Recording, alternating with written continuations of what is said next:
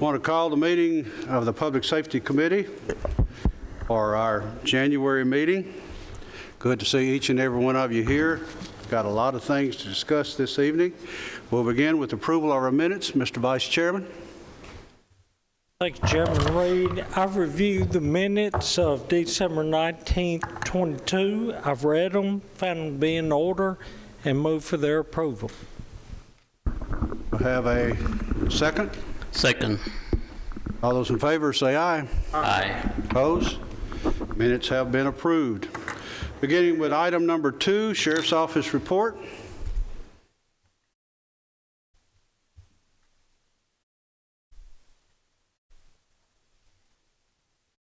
Good evening. Good evening. Good evening, everyone. Our inmate population this afternoon was 372. Today we had 16 new hires to start, 3 at the courthouse, 7 in patrol, 4 in SROs, and 2 in warrants and records. That's the end of my report. Commissioners, you've seen the report. Any questions on the report that's there? Mr. Chair, I have a question. Did you say you've hired 4 new SROs? Yes, sir. Okay, and when do they start? They started training today. Everybody started the class today. Okay. Other questions? Motion to approve. Motion approved. Commissioner Beverly. Second, Commissioner Oliver. All in favor, say aye. Aye. Report is approved. I believe you have an amendment? Yes, sir. This amendment is to take funds received from 2 insurance checks on 2 different vehicles totaling $9,488 from insurance recovery, funds from a vehicle fees where we get paid for doing extra duty with our vehicles, $4,314 out of other charges for services, and then $10,000 from communications equipment, and placing the total $23,802 into maintenance and repair of our vehicles. Questions on the amendment? Chairman, what happens to the vehicles after the insurance, after everything's all said and done? The damage, the wrecked vehicles that are totaled out, what do y'all do with them afterwards? They go to the insurance company. We take all of our equipment like radios, light bars, anything we can take and salvage, we take that off and it goes to the insurance company.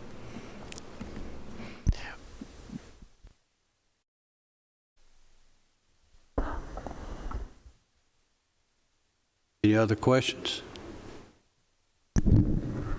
Move to approve. Move to approve by Commissioner Oliver. Second. Have a second. Commissioner McMurray. Call the roll, please.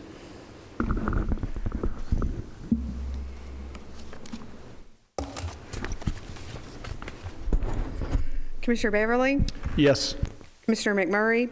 Yes. Commissioner Sereno? Yes. Commissioner James? Yes. Commissioner Rather? Yes. Commissioner Oliver? Aye. Chairman Reed? Yes. Motion passes. I have a quick question, sorry. I know you said the SR, they started training. When are they going to actually be in the schools? When do you plan? They go to a 3-week orientation class, Okay. and then they ride with patrol FTO program since they're certified officers, and it's a 10-week. If they've got experience, it's 10 weeks, and these have experience, and then they're in the school training. Okay. Thank you. You're welcome. That's all that I have. That's all you have, sir. Thank you. Thank you. Item 3, PAWS.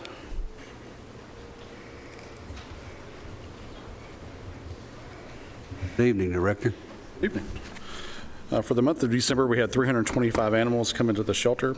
You can see that we had a live release rate for our dogs of 93.1%. Our cats were 99.4%. And overall, when wildlife were included, 95.8%. If you look right there at the bottom of that first page, you'll see the euthanasia percentage for our cats. We had a 0% euthanasia rate, which I think that's the first time that's ever occurred. You can see that our officers completed out 1,047 calls, traveling 8,170 miles for the month. Fiscal year to date, our live release rate is 93.1%. Our officers have completed almost 7,900 calls, traveling 54,143 miles. Next page of the report is the rabies exposure and bite report. If you'll recall, this goes by calendar year, not fiscal year. We had 31 bites reported for the month. None of those were sent for testing, and we had 0 other exposures for the month. Last page of the report is just the visual of the animal outcome graph so that you can visually see our live release versus our euthanasia rate and our other outcomes. And then last month, there was a question regarding, I had mentioned the length of stay of animals in the shelter had increased. So I went back and pulled that report.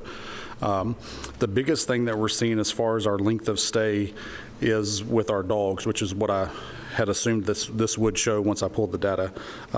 For 2021, our dogs stayed an average of 6 days in the shelter. For 2022, our dogs stayed an average of 7 days in the shelter, which I know that only sounds, hey, it's 1 day, they went from 6 to 7 days, but when you take that over 1,799 animals for that extra day, that's 1,799 extra days per se that you had to feed, clean, and take care of those particular animals. So our length of stay has increased some, but we'd like to see that come back down. And that is my report, sir. Commissioner Rather? No, Chairman Phillips is probably going to ask this, but staffing-wise, where are you at? I am down 3 officer positions, 1 part-time kennel attendant, and the 2nd veterinarian position. Out of the officer positions, we have 13 budgeted, so that means I have 10 that are filled. But out of those 10 that are filled, there are 4 that are in various parts of their training. So that's been the difficult part, is to get folks in, and it just takes time to get them trained. So is that improved Oh, from yes, sir. last month? About the same as last month. Okay. About the same as last month. I mean, Thank we're slowly but surely getting there. It's just been a very slow process. It just takes time to get them in and get them trained. How much longer until they're fully trained, the ones that you already have in the process? For those folks to get through, some of it depends upon how quick they pick up in that process. One of those is doing in-the-field training with the field supervisor. One of them is getting close to where they will be able to start that, but it's having the manpower to get them out. One just started today, so I mean, we're talking 3 months at least before he would be out in the field. It's not something where you can bring them in and say, here's a truck and some keys and a catch pole, go out and do that. They have to know how to do the computer system. They have to know how to book in animals. They have to be, we do a lot of safety training the first month to make sure that they're reading animal behaviors correctly, so that we're making sure that they're safe while they're on the road. It's a lot that goes into it. It's very similar to when you ask the question to the Sheriff's Department about the training, or about the training for the SROs. It just takes a lot of time to get those folks trained. And then on the calls, that the majority of the calls, like you broke down, but what would you say the most frequent type of call that they're going out on? It varies significantly.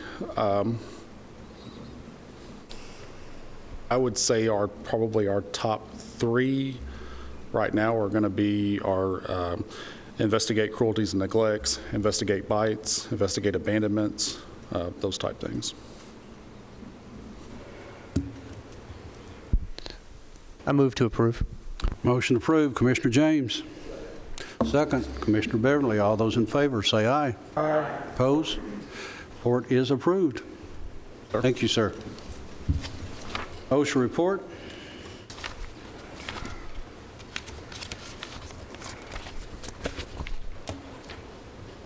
Mr. Eel.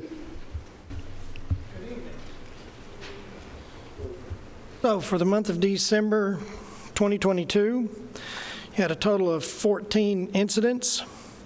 Year to date, you have 181. OSHA log summary, total recordable 141. Restricted day claims 70, lost day claims 33, other recordables 38. On the next page, on the job injury claims, you see there was a total of 81. Year to date 2021 was 174. Year to date 2020, 159. On the job injuries incurred dollars, year to date 2022, $655,000. 2021, $523,000, and 2020, $815,000. Cause of injuries, the Board of Education had 7, County General had 7. In the breakdown of that 7, Sheriff's Department had 3, EMS had 1, PAWS had 1, Fire and Rescue had 2, for a total of 7 County General. And that concludes my report, Mr. Chairman. Thank you, sir. Questions on the report?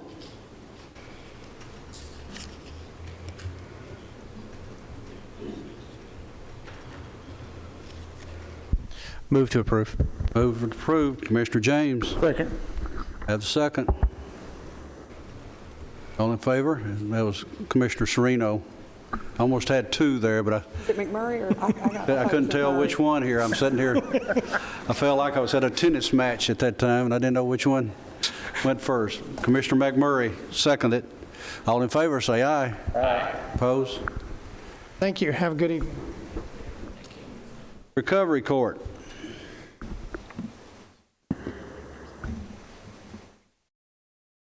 I don't know if y'all know it or not, but when you sit up here, you can't, there's no sound up here, and I'm having to listen both ways, so bear with me. Thank you. Go right ahead. Good evening. So the Recovery Court report for December, we had 160 current participants, 8 came in new, 1 graduated, and 1 was terminated. And that concludes our report. Any questions? Questions on Recovery Court? Not a question. I just want to make a quick statement to you. I wanted to thank you for inviting us out there for the recent graduation. I just want to make sure we appreciated that, to see that go through, and wish the best of luck to those who graduated and those that are still in the course. Thank you for coming.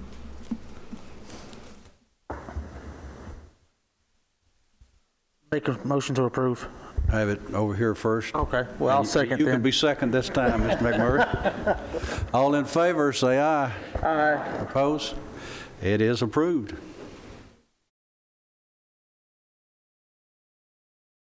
Else is coming up. I'm having trouble pulling up today's information on anyone else having that trouble. Most recent public safety I have is October of last year. Okay, while we're getting that fixed and looked at, we may have IT to come down.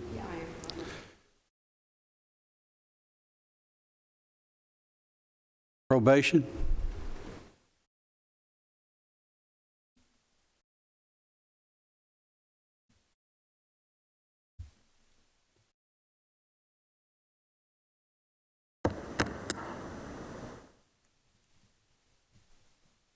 IT's always available.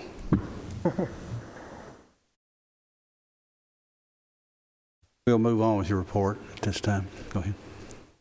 All right, good evening. For the month of December, we closed out 143 cases for 129 individuals.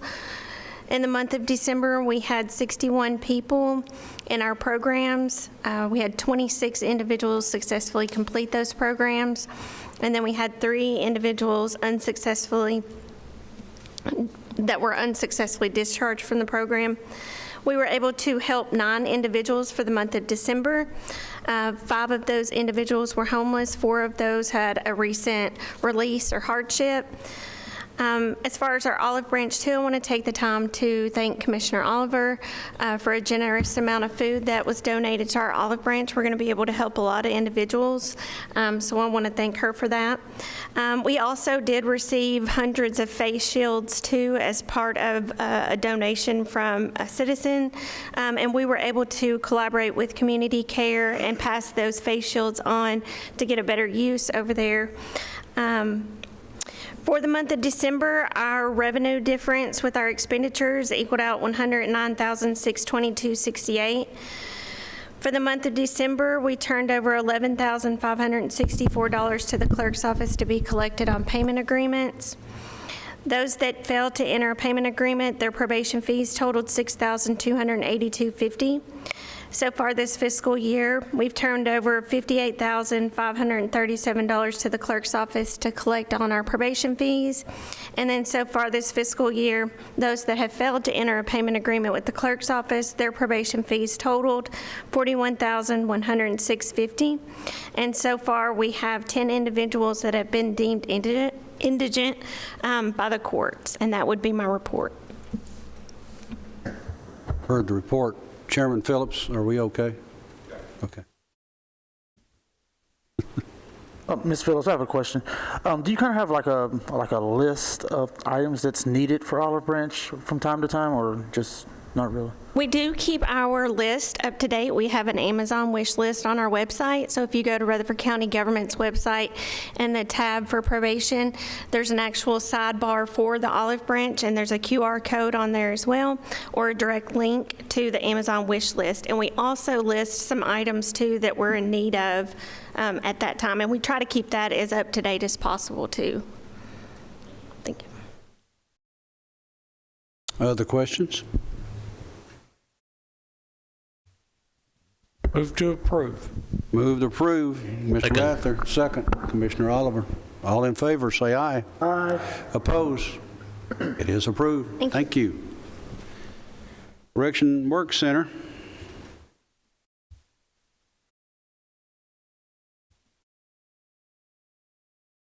Superintendent Cope. Good evening. First in your packet, you will find the minutes from our January meeting. Not a whole lot of significant changes there.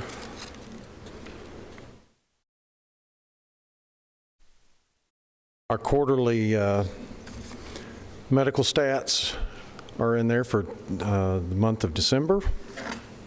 Our work release program statistics, that is going great. Our yearly activity report, population staying about the same. And then the number of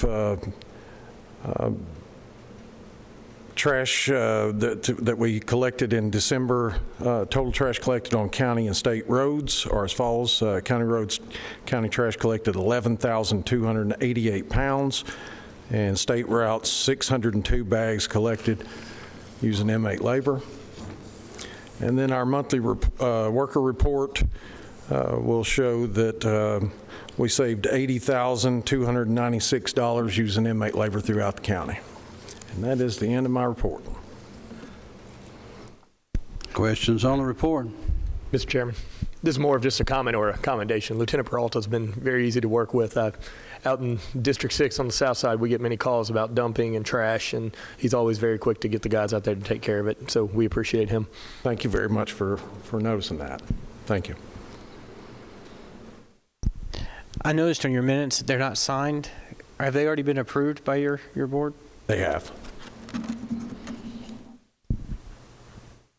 Commissioner Rather.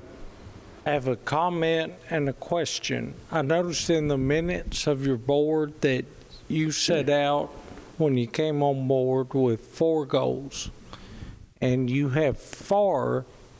Well, you've at a minimum accomplished all 4 and probably exceeded that. What are your goals going forward, other than maintaining where you are? Just to kind of review and catch up on that. When I first transferred over, and I'm going to try to be brief, when I first transferred over from the Sheriff's Office 2010, first thing we wanted to do was change the culture that we had out there, which was very toxic, and we did that. Second of all, we wanted to be noticed on a state level as the best correctional facility in the state, and we've done that. There's no doubt about it. Last time we had our audit with the American Correctional Association we scored 100%, which is almost impossible for a county jail. I mean, you got large state prisons with budgets that are 10 times ours, and we scored 100%. The fourth was to be superintendent longer than anybody else. Now, I don't think I have that that record just quite yet, so I'm still working on that one. But the reason that came up was I didn't bring it up. It's in the packet there. I don't really like to talk about myself, but I was nominated to become part of a warden exchange program, which is a nationwide program where selected wardens will come together. We meet in Austin, Texas, in end of February, and we discuss changes in corrections and new topics that we can work on to help those things along. So that's what that whole conversation came from, and that's I think we may be the only county facility in the state of Tennessee. Most of these wardens are from large prisons, and they're surely not from a small little jail like we are. So it's quite an honor to have been chosen for that, and that's putting us on a national level. Like I said, that tiny little jail that sits over there off Church Street. So. Well, I didn't want you to brag on yourself. I just want to brag on you a little bit and let you do the rest. I just want to acknowledge that we, again, in Rutherford County, I think we're setting a standard in many areas all across the state and the nation, and you're part of that. So absolutely. I appreciate that. Thank you. Thank you. Any more questions? Motion to approve. Second, Commissioner McMurray. All those in favor say aye. Aye. Opposed? Approved. Thank you, sir. Thank you. Juvenile Detention Report.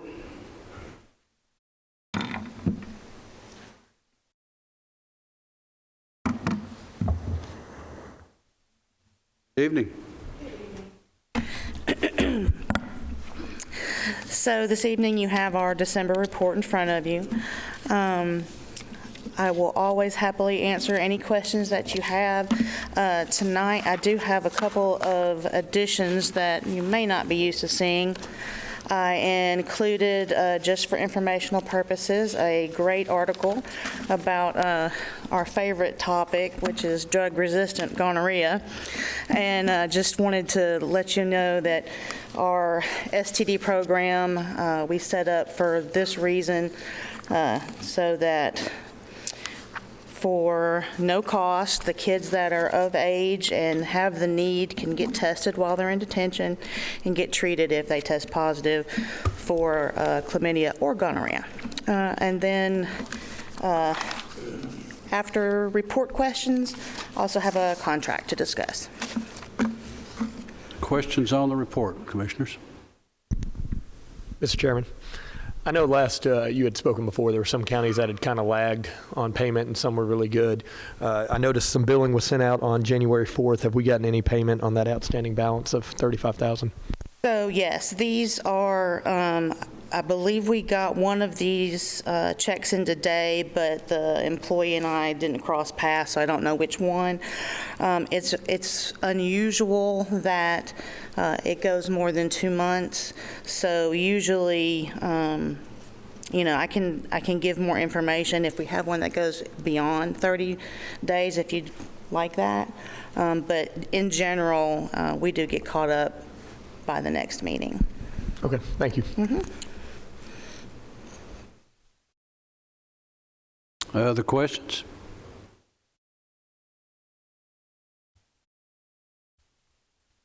Make a motion to approve. Motion approved. Commissioner McMurray. Second. Second, Commissioner Sereno. All those in favor say aye. Aye. Opposed? Your report is approved, and I believe you have a contract from Cheatham County? Right. I have I've kind of gone out of order with this. I did not have an opportunity yet to take this in front of our board. However, I had Cheatham County had reached out to us and had begged us to take a young person that they were having a hard time placing.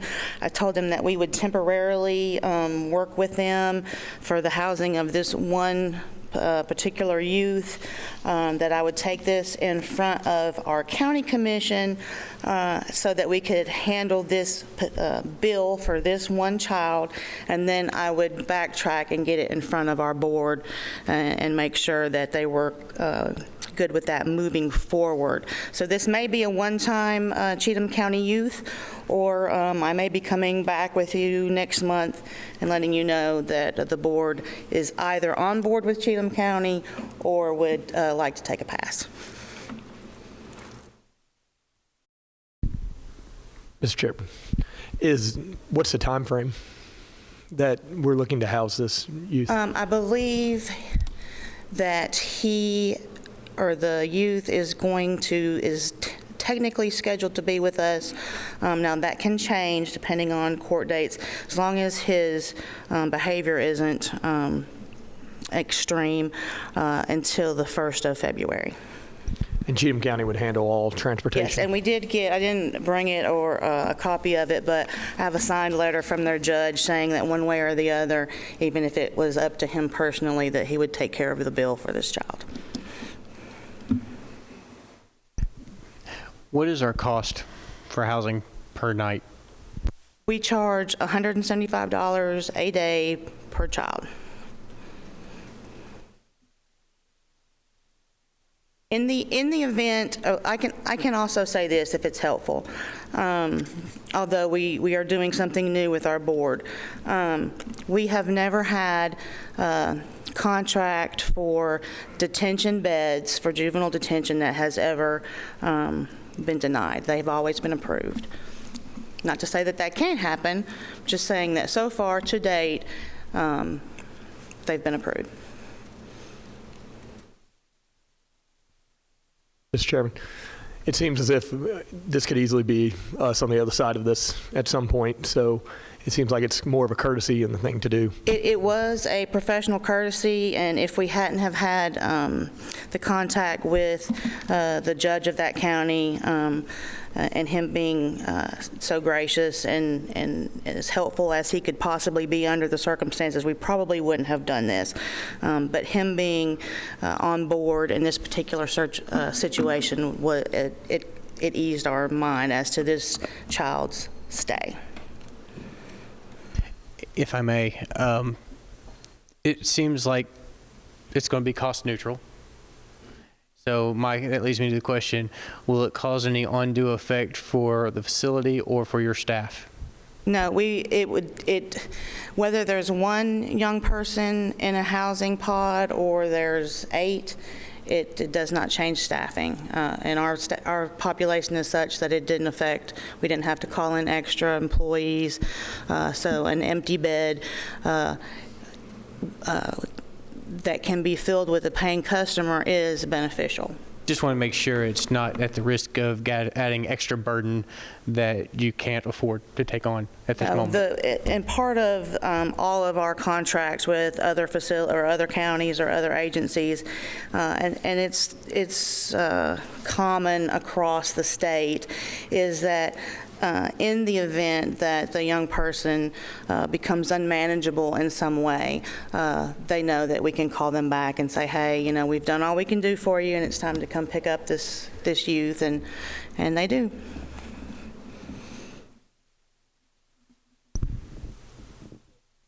Chairman, question.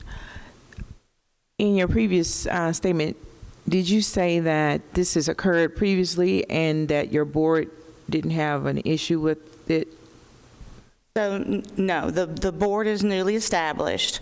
We've met at least twice, maybe 3 times. The board has never had a contract go before them.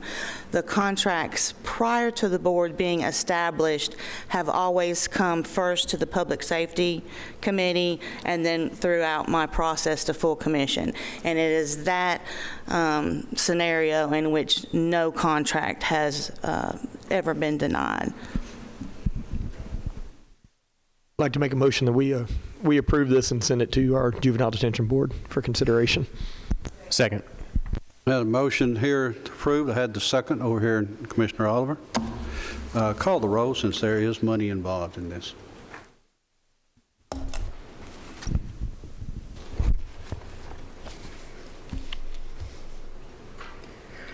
Commissioner Oliver? Aye. Commissioner Rather? Yes. Commissioner James? Yes. Commissioner Sereno? Yes. Commissioner McMurray? Yes. Commissioner Beverly? Yes. Chairman Reed? Yes. Motion passes. Thank you for your report. Thank you.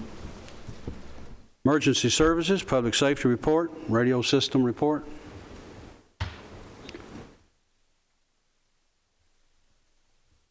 Good evening, Director. Chairman, committee. Hopefully in front of you is our public safety report for December 18th through January the 18th. Want to bring attention to our lovely Christmas awakening of cold weather that approached and some rolling blackouts. That Christmas Eve morning, or the day before Christmas Eve, we received a report from TVA that some counties have participated in some blackouts. We heard that by basically some chatter on the street. We did not participate in that, or Middle Tennessee Electric did not participate in that particular one. However, we were monitoring closely, and as you know, come, I believe, Christmas Eve morning, TVA was having trouble. They were the culprits of our blackouts received by our local energy providers, and our job was trying to stay in front of this so that our citizens was not stunned when their electricity went out in the extreme cold. Our PIO, I got with our PIO to get with Middle Tennessee Electric, trying to send out messages any way we possibly can to get this, our citizens notified. Since then, we have had a review with Middle Tennessee Electric. We have another review this week, next week. I believe that's the 23rd, maybe, with them, and partner make sure that if this occurs again, that we're well ahead of the game. I will say that we didn't have any particular response, any different response during those rolling blackouts. My biggest thing is knowing the targets and when they're going to occur so we can prepare our public a little bit better than what was prepared for this last time. Middle Tennessee Electric stayed on the phone, text, calling, back and forth throughout that weekend. Also let you know that here recently, our communications coordinator, we were successfully installed a new generator up on Lynch Hill. That has been a subject for the last couple of years, and we have successfully placed that generator up there. That was a chore. I'd like to thank Cannon County for allowing us to use their Homeland Security Asset Generator in the meantime, and it's great to have them as partners. We also assisted with the 45th CSTs on some training that located in Murfreesboro, reached out to Murfreesboro City. They were generous enough to allow the 45th CST to provide some training there on Robert Rose in an empty building, and that was successful. The Communications Center, we received 5,200 calls within this month, and 2,400 of them being calls for service. And that's my report, and I entertain any questions, Chairman.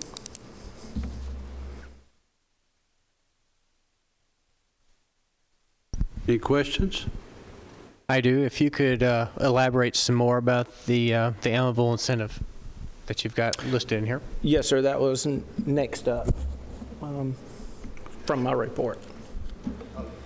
Sorry, I didn't realize you were separating that. So, Director, did you want to say anything about Box 100?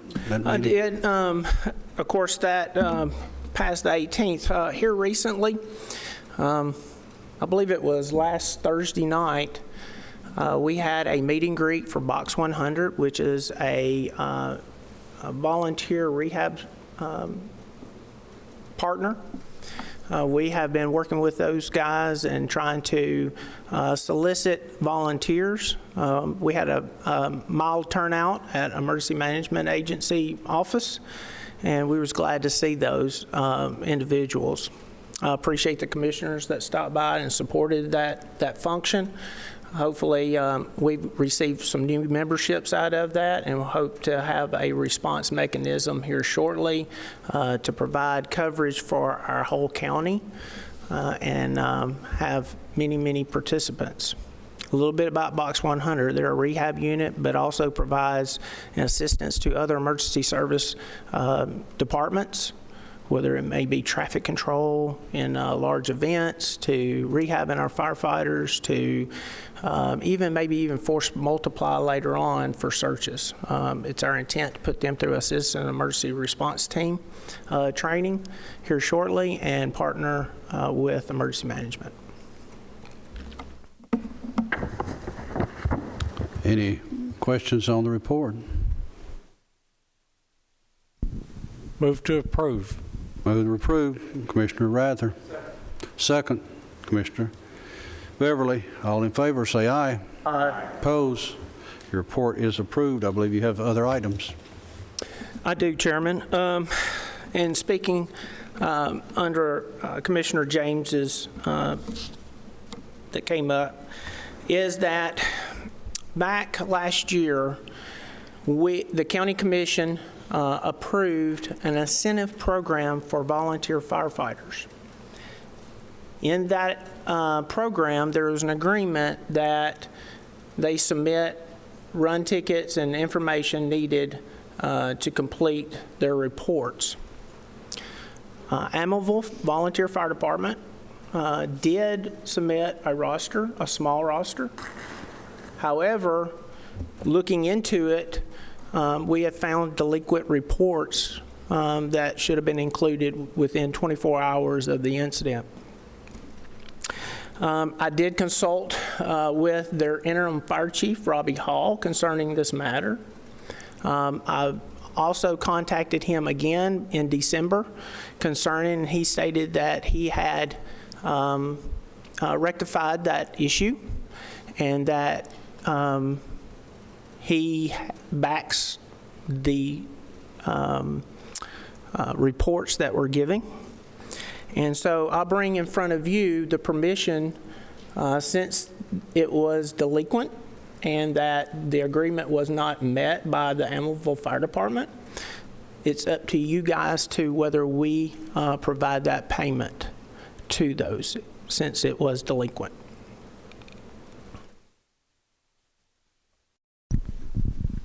Commissioners, and I believe you have copies of this on your iPad. Mr. Chairman, a question I have is, how have the reports been submitted in a timely manner since this issue has come up? As far as I could tell, they have. Yes. You said there's an interim chief right now, correct? During the time that I drew this document, within the last couple of weeks, I believe we have a fire chief, appointed fire chief. His name is Mr. Chief Bailey, Neil Bailey, which we all know and we've known since each other from this high. And he hopefully has steered the troops the right direction and making sure that those reports are in. And I guess my point was this issue occurred while there was an interim or a changeover in their leadership. It happened during the year. When this came about, I did an audit on those reports, finding that there was multiple reports missing. At that point, I contacted Chief Hall, and he started rectifying that problem. The dates that their reports are due, are they set, or are they, what's the method of changing the dates when they become due so they don't become delinquent in the future if they're running behind on gathering their information for you? So, used to, we would handwrite them on a regular report. And then there's a thing called ESO. It's a reporting system, which they can do their reports even after the call. They go home. They can actually do them on their phone and fill out that report if they want to, or a laptop. It's internet-based. And so it is so that document is, or that call is fresh on their minds. It is recommended that we complete those within 24 hours. I think EMS, they do it immediately, because if we miss something and we go to court, it can be discoverable, or we transpose something. So we want those as accurate as possible. And so they utilize these reports. It's a web-based report.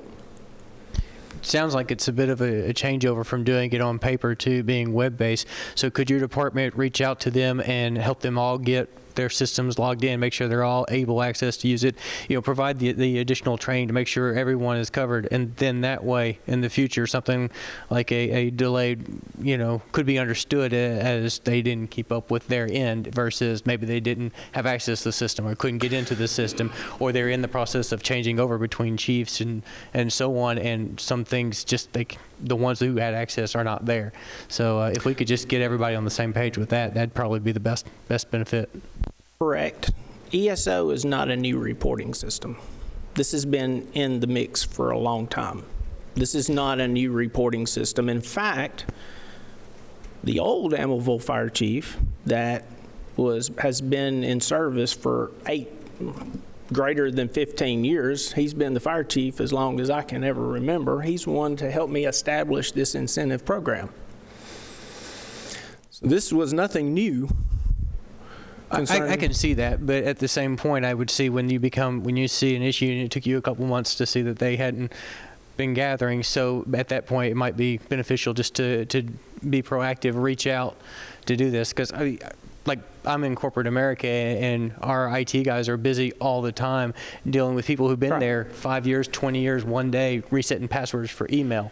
So on that same note, it wouldn't hurt just to run through to make sure everybody is fully activated. And we can do that. But I would move to approve this. Have a motion made to approve. Second. Commissioner Sereno. Any further discussion? All right, so the motion to approve this, we're saying that they will not receive the incentive because of this error? Is that they will receive the incentive. Now they've got their stuff caught up.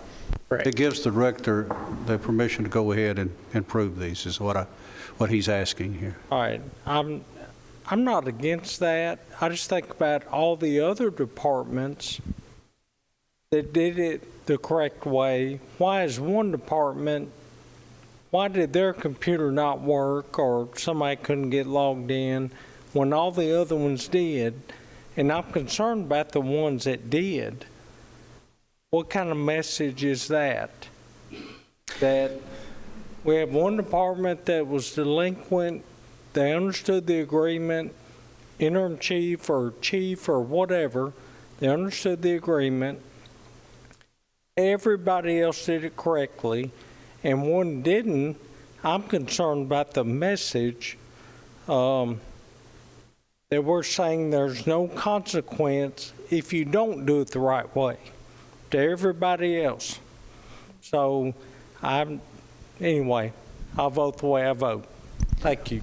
Well, with that, I would argue that it is the consequences, that it was withheld all this time until now, and it had to come back through this to get processed. And that does show, the process does show that we will hold it back if you don't comply, kind of the do or don't moment.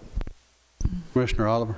I was going to concur with Commissioner Rather, because it's multiple reports. It's not like just one incident. So it seems like a pattern And I too kind of think you're rewarding the pattern when you have those that have followed the protocol. Mr. Chairman, how many reports were delinquent? I don't have a number, but it was multiple. And they were backlogged. And then whenever I consulted with the new interim chief, Robbie Hall, which I've known forever, he's like, hey, we'll get them done. I said, fair enough. However, being that it was delinquent, it didn't match the agreement that the county commission has. I consulted with Finance Director Michael Smith, and he thought that it would be best to bring it to you guys to make that decision. It's not our decision to make since the agreement was not met. So that's the reason it's back here, and for you to make that decision, not us. Director, what response have we had on the incentive program overall? Last year we had several, and I have the numbers back here in a packet. However, Amival is besides Rutherford County volunteers, were the only departments that put in for that incentive program. Amival and Rutherford County. The others did not. I sent out several reminders for their opportunity to engage in this. This couple $100 or $300 that it was designed so that they would get their funding, the volunteers would get their funding prior to Christmas. That was the intent. That and it's a little incentive, it's not much. However, there is another incentive that the state puts on as well. And some of them did participate in that. So the only thing that we had asked for this incentive is that they meet the standard that the state has set forth, and that was a 64-hour live burn, which that provides them able to enter a burning structure. That's mandated by the state. Anything else after that is extra, and they would be paid according to their extra certifications, up to $500. And that was something that we hoped that they could take back to their spouses or their significant others, said, hey, listen, me volunteering is not in vain. Here's $500 or $300 that we can go get gifts or whatever it may be. So that was the intent. Well, with the, if I may, with the new chief, after you reached out to the board when they elected a new chief, moving forward, do you see this being better, or do you see more ongoing? I hope so. I mean, we had budgeted, to be honest with you, and we had taken a tally prior to the incentive program being, prior to the incentive being agreed upon with the commission. We kind of did a tally. How many people were in your department? How many people are 64-hour live burn? How many people? And so I took all that information, gathered it up, and made a budget request during budget of $25,000. I believe we spent $7,000 last year, and I think we're up to $4,000 this year. Did that answer your questions? Commissioner Rather? One more thing. So this was an agreement between the county commission approved it, between Almaville and the county commission. And it was an agreement between those two, and everybody understood that at that time, interim chief or not, everybody Correct. understood that, correct? That is correct. Thank you. Okay, we'll, Madam Secretary, call the roll.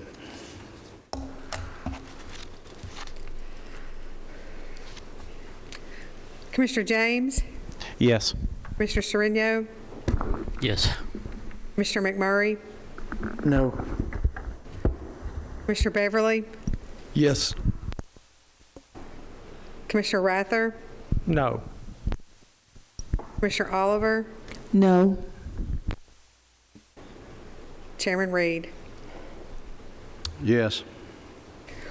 Motion passes. Mr. Chairman, comment on that last. I don't want to be put in that position again. And I don't think anybody up here wants to be put in that position again. I think that makes it clear.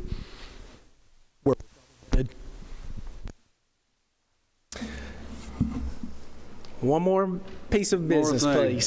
Sorry to delay. So we had provided an agreement between Bedford County and Coffee County, an agreement using our Lynch Hill Tower to share communications there on that tower or pieces of equipment.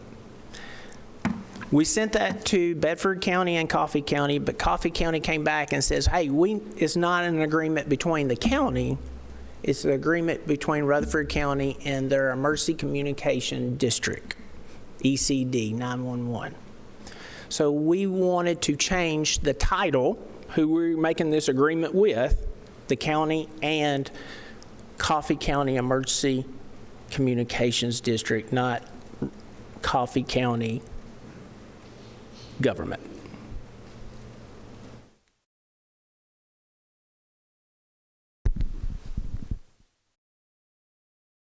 Mr. Chairman, it's the same agreement, It's the same agreement. just changing the name. It was recommended by our attorney that we bring it back just so that you know who we're making our agreement with. Because I told you that it was for Coffee County government, and it's not. Motion to approve. Motion to approve. Second. And a second. Call the roll.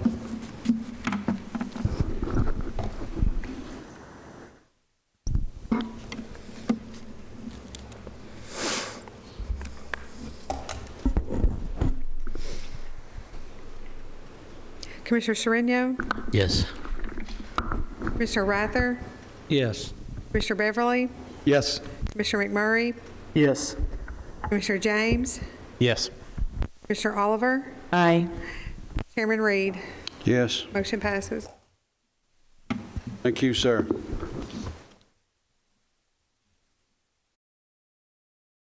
EMS?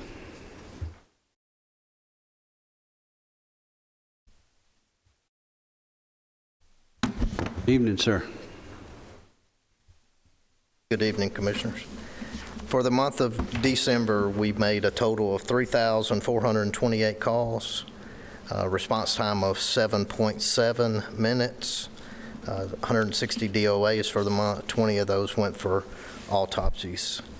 We collected $758,416. The next page is some training and community events that we had. And the convalescent side, they made a total of 500 calls. Collections was $117,328. The next couple of pages are some thank you notes, and I'd like to draw attention to the WGNS responder.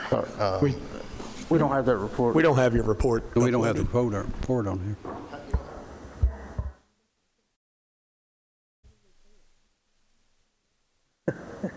Go ahead, we'll take you. That's all we can do right now. Take my word for it. I have no idea why that's. Yeah. I don't know if you've noticed commissioners drastically searching laptops here. I promise you, everything I said was true. Excuse me. Excuse me, One sir. thing that the WGNS Chairman. responder. Mr. Chairman, can I just get him to start over? Okay. Thank you. Yeah, we sort of missed something there in the very beginning of this, so just go ahead and start over where Start you at the were. beginning? Ron, yep. Okay. So for December, we made a total of 3,428 calls. Response time was 7.7. We had 160 DOAs for the month. 20 of those were sent for autopsy. We collected $758,416. The next page is just some in-service and training and community events we did, and the convalescent division did a total of 500 calls. Collections was $117,328. And then the next pages are just the kind of the thank you notes that we received throughout the month. But one I wanted to draw attention to was a WGNS emergency responder. Somebody calls in and nominates some responders, and these two individuals that were nominated were the two that, back when the hurricane hit in Florida, that agreed to just up and go down for about 2 weeks. So just kind of wanted to draw attention to that. And that's my report. Questions on the report?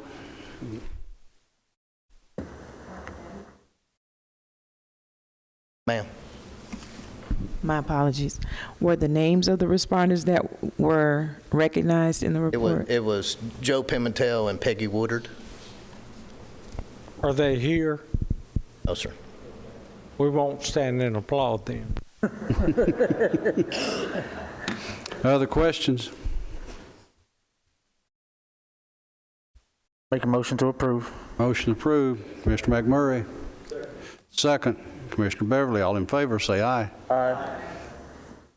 It is approved. Thank you, sir. Fire and Rescue.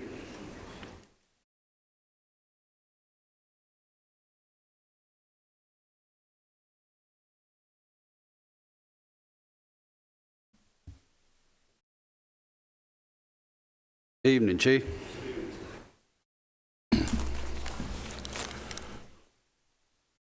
For the month of December, we had 5 structure fires,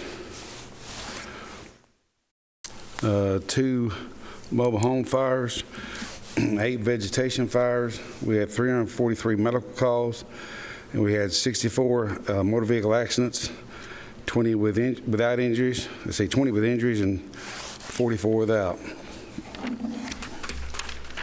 Year to date for Rutherford County Fire Rescue, we ran 7,316 calls. 791 of those were MVAs. We had 29 extrications. We ran a total of 80 structure fires. Looking at the county response, including all the volunteer departments, we had 118 structure fires, 177 brush fires, that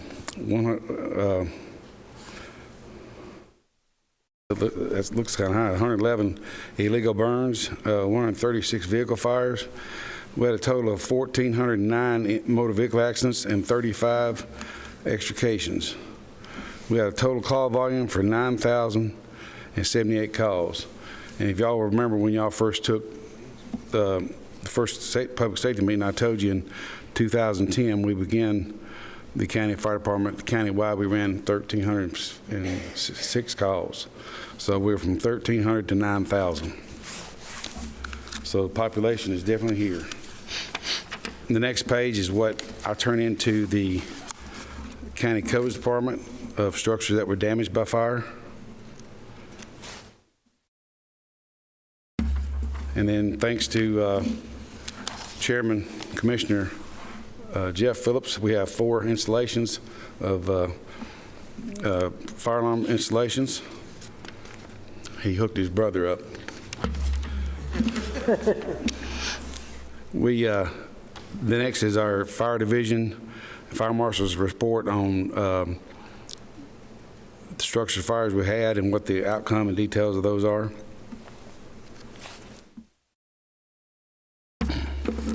Next report is our report on illegal burns across the county and providing those addresses.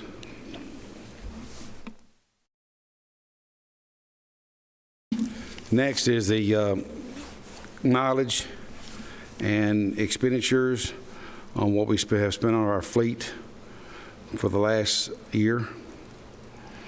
Notice some of the mileage on some of these vehicles. Rescue in 51 has 110.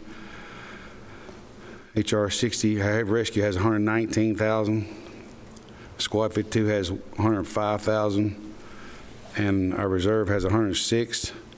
And the last engine we received was in 2020, which is 65,000. So you can see the mileage we're putting on them.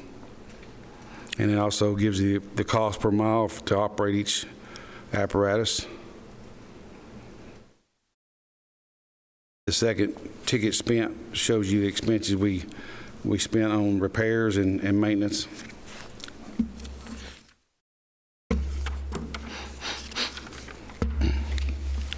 And the last thing, I don't know if you want to go ahead and get this approved, but I got a request for a grant. Let's approve your report, and then we'll take your grant. I have one question for the chief, more of a statement, I guess. I'm looking at, it's such a high number of the dispatched and canceled en route, 217. And I just kind of wanted to, wanted to say out loud that that's a high number compared to the overall numbers we're seeing here. And I get it, but I'm more wanting to voice my concern for the wear and tear on our fleet. I know our fleet's aging, and could you remind us how many that we're looking at? A lot of that could be, we get dispatched for a fire alarm, and we get out the door and get down the road, and they call back and say, hey, the homeowner's called back, everything's fine, you can cancel. Oh, I completely understand. I guess I'm thinking out loud about the concern of our aging fleet and the timeline to get new ones. In fact, that we're going to have to order so many new ones coming soon, very soon. And I'm just kind of forward thinking down the road with that. And I just kind of realized that number was high. It kind of sticker shock on me for a moment. 7,000 calls. You're going to have some false alarms. Oh, I get it. I understand. And then we also have a lot of medical alarms. When medical alarms go off, call 911. Because the patient may be incapacitated, cannot call, so they wear medical alarms that would call us out. I would much rather you all go out and instead of waiting to have it canceled. So yeah, I'm good with the 200. We can't wait. We got to go until we're canceled. Yeah, exactly. Thank you. No, I understand that. I just wanted to voice over and say that worried about the wear and tear on the vehicles, and just wanted to make sure that we're okay with maintenance where we're at on it, because it is a long haul to get a new one built and over here. They're saying right now, about 2 years. If you order a new apparatus, a pumper, I think they're anywhere from 14 to 24 months out getting them. Mr. Chairman, are any of these vehicles aging or depreciating faster than you anticipated, and you think we might need to replace them quicker than we thought? Well, I mean, you look at the year we bought them. It states the year it's on there, and also the mileage on it and maintenance. Right. I just saw one vehicle was 1999 with 0 mileage. One's 2019. So, some vehicle used more than others. Now, I understand some of those mileage on there are the ones that's highlighted in yellow. Those are the volunteer apparatus, and they don't necessarily turn in their mileage to us every month. So the ones that highlight in yellow is all the volunteer apparatus. Right, and that not necessarily a bad thing. Emergencies happen. It's just as we prepare to move forward, you buy an asset and you believe it has a certain lifespan. Emergencies happen. It has to be shifted throughout the county. It serves a specific function, and that function comes up very frequently. Do you see any of these going faster than what you thought? Well, it's just a high call volume, but the biggest thing I got concerned with is our heavy rescue, because that was one of the first ones we bought in 2015, and just this year we spent $18,000 on it. And it's got 119,000 miles on it. And these are 600,000, they were 600,000, 700,000 dollar vehicles that were, running down the road answering calls. And I think as we move forward and build these new stations and have a better coverage, that's going to cut down a lot on the mileage of our trucks. It's not like you can simply say, no, we're not going at this point. So it's not like you can simply say, no, we're not going to avoid wear and tear. You go when you're called. Yeah, and I'll look forward to having an apparatus in my budget this year. Good to know.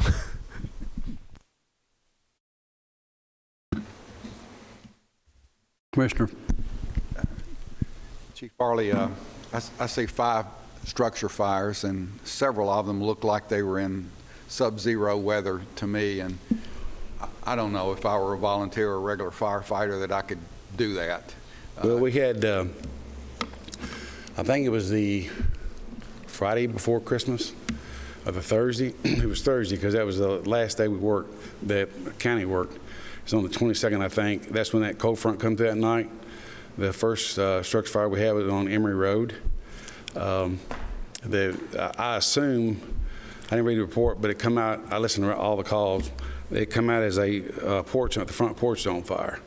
And most of the time when that happens, somebody's concerned about a pet, they've got a heat lamp out there, and if I've seen it once, I've seen it 1,000 times, where the heat lamp catches the shelter on fire or whatever's protecting them, and it catches the house on fire. So that's about the time the front come through, and it was probably, the wind chills were probably about 20 below at that time.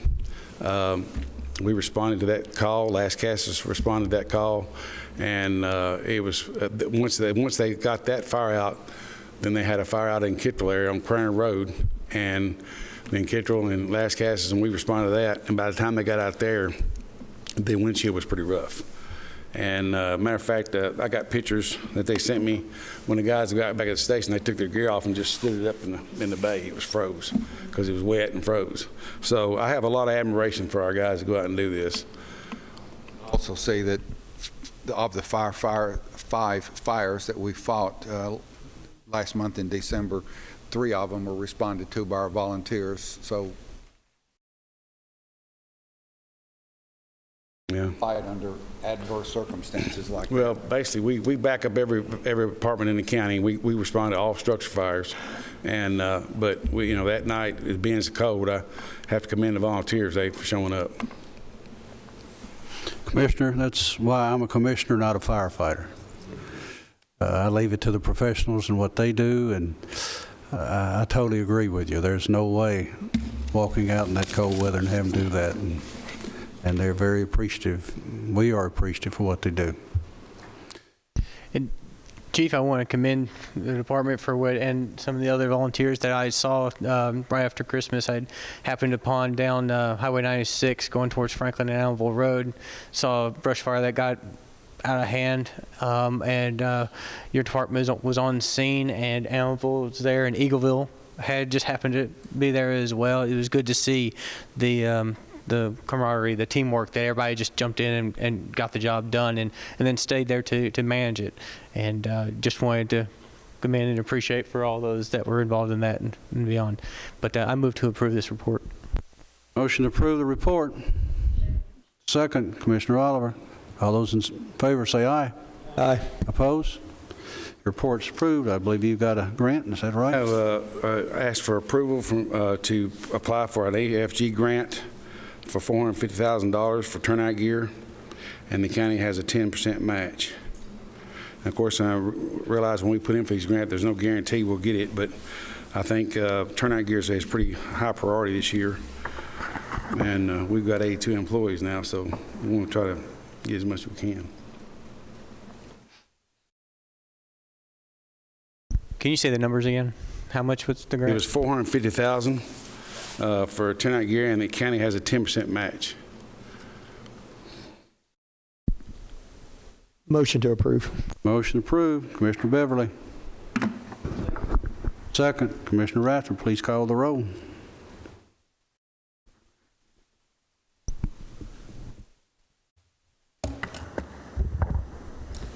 Commissioner McMurray, Yes. Mr. Beverly, Yes. Mr. Oliver, Aye. Mr. Rather, Yes. Mr. Sereno, Yes. Commissioner James, Yes. Chairman Reed. Yes. Motion passes. I have a comment I want to address. Mr. P made a comment the other night at commission that when we took over Walter Hill, everybody that was volunteer that stayed, we ran them off. Well, I beg to differ with that. Everyone that stayed, we hired, with the exception of 2 of them. The chief was worked for AT&T, and the assistant chief was in the military. So we actually hired everybody who stayed. 2 of them are captains now. One of them went on to be a paramedic and actually transferred over to EMS. And the rest of them are firefighters. So that I just want to correct that statement that when we have volunteers, we don't run them off. They stayed and they applied, the ones who applied, and we hired them. And matter of fact, we've hired out of the volunteer system. When I say this, I'm talking about Walter Hill, I'm talking about Kittrell, Last Cassis, Christiana, and Walter Hill. We've hired 38. We have 82 employees, and we've hired 38 of those volunteers to work full-time out of those departments. So that's a 46% interest, 40% of the, 46% of that. So I think we've done real good by hiring the firefighters, and I think that's probably one of the reasons that our volunteer fire departments are suffering, because we have hired 38 of them, and I know several has been hired by Murfreesboro. So I just want to correct that statement. And that's my report. Okay, thank you, sir. We're now getting ready to step into the public hearing, but before that, I've already had a text and a request that we're going to take at least a 5-minute break at this time before we go into the public hearing. Calling the meeting back into session. Ladies and gentlemen, we are having what's called a public hearing, and we'll follow the general rules that we do for most public hearings within county meetings. Primarily what we do at our Planning Commission, what we do at BZA, and other different meetings that we have on a regular basis. What we do in those meetings there, we ask individuals if they have comments about the topic that we'll be discussing to come forward. They'll come here to what we call the well and address the group and just explain what they want to say about the topic. We're going to this evening follow really the chairman's directive that does BZA, and due to the number of people I think that wants to talk, the number of people that we have this evening, to save some time, because it does take a while for everybody to get around here and get back up here and go sit down one at a time. BZA has in the past, when they have large numbers, we'll ask when you get ready to come and make your presentation up here, we ask that you come around this wall over here, and others that wish to follow, that you come up here like 4 or 5 at a time along the wall. First one will come and speak. You'll have 3 minutes. That's the time limit that we have for individuals to speak. Now, if there is someone that wishes to speak for a group, like if some of you firefighters have selected an individual to speak for the group, I'll give you extra time. Not half the night, but I'll give you about 5-6 minutes. But we ask that you come forward and say, I'm speaking for Lascassas Fire Department, I'm speaking for this group, and we'll do that. But this is just to speed it up, and when you see the line starting to shorten, it just come that way and gradually do it. We have a sign-in sheet over here at this first desk. When you come up, sign your name, give the information there so that we can have this on a signed record.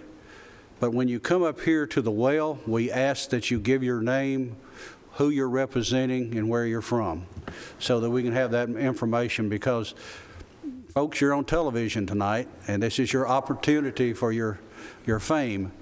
But this is the procedure we'll follow tonight. When you get close to the 2-minute mark, or hit the 2-minute mark, I'll say you have 1 more minute. I hope you'll hear me.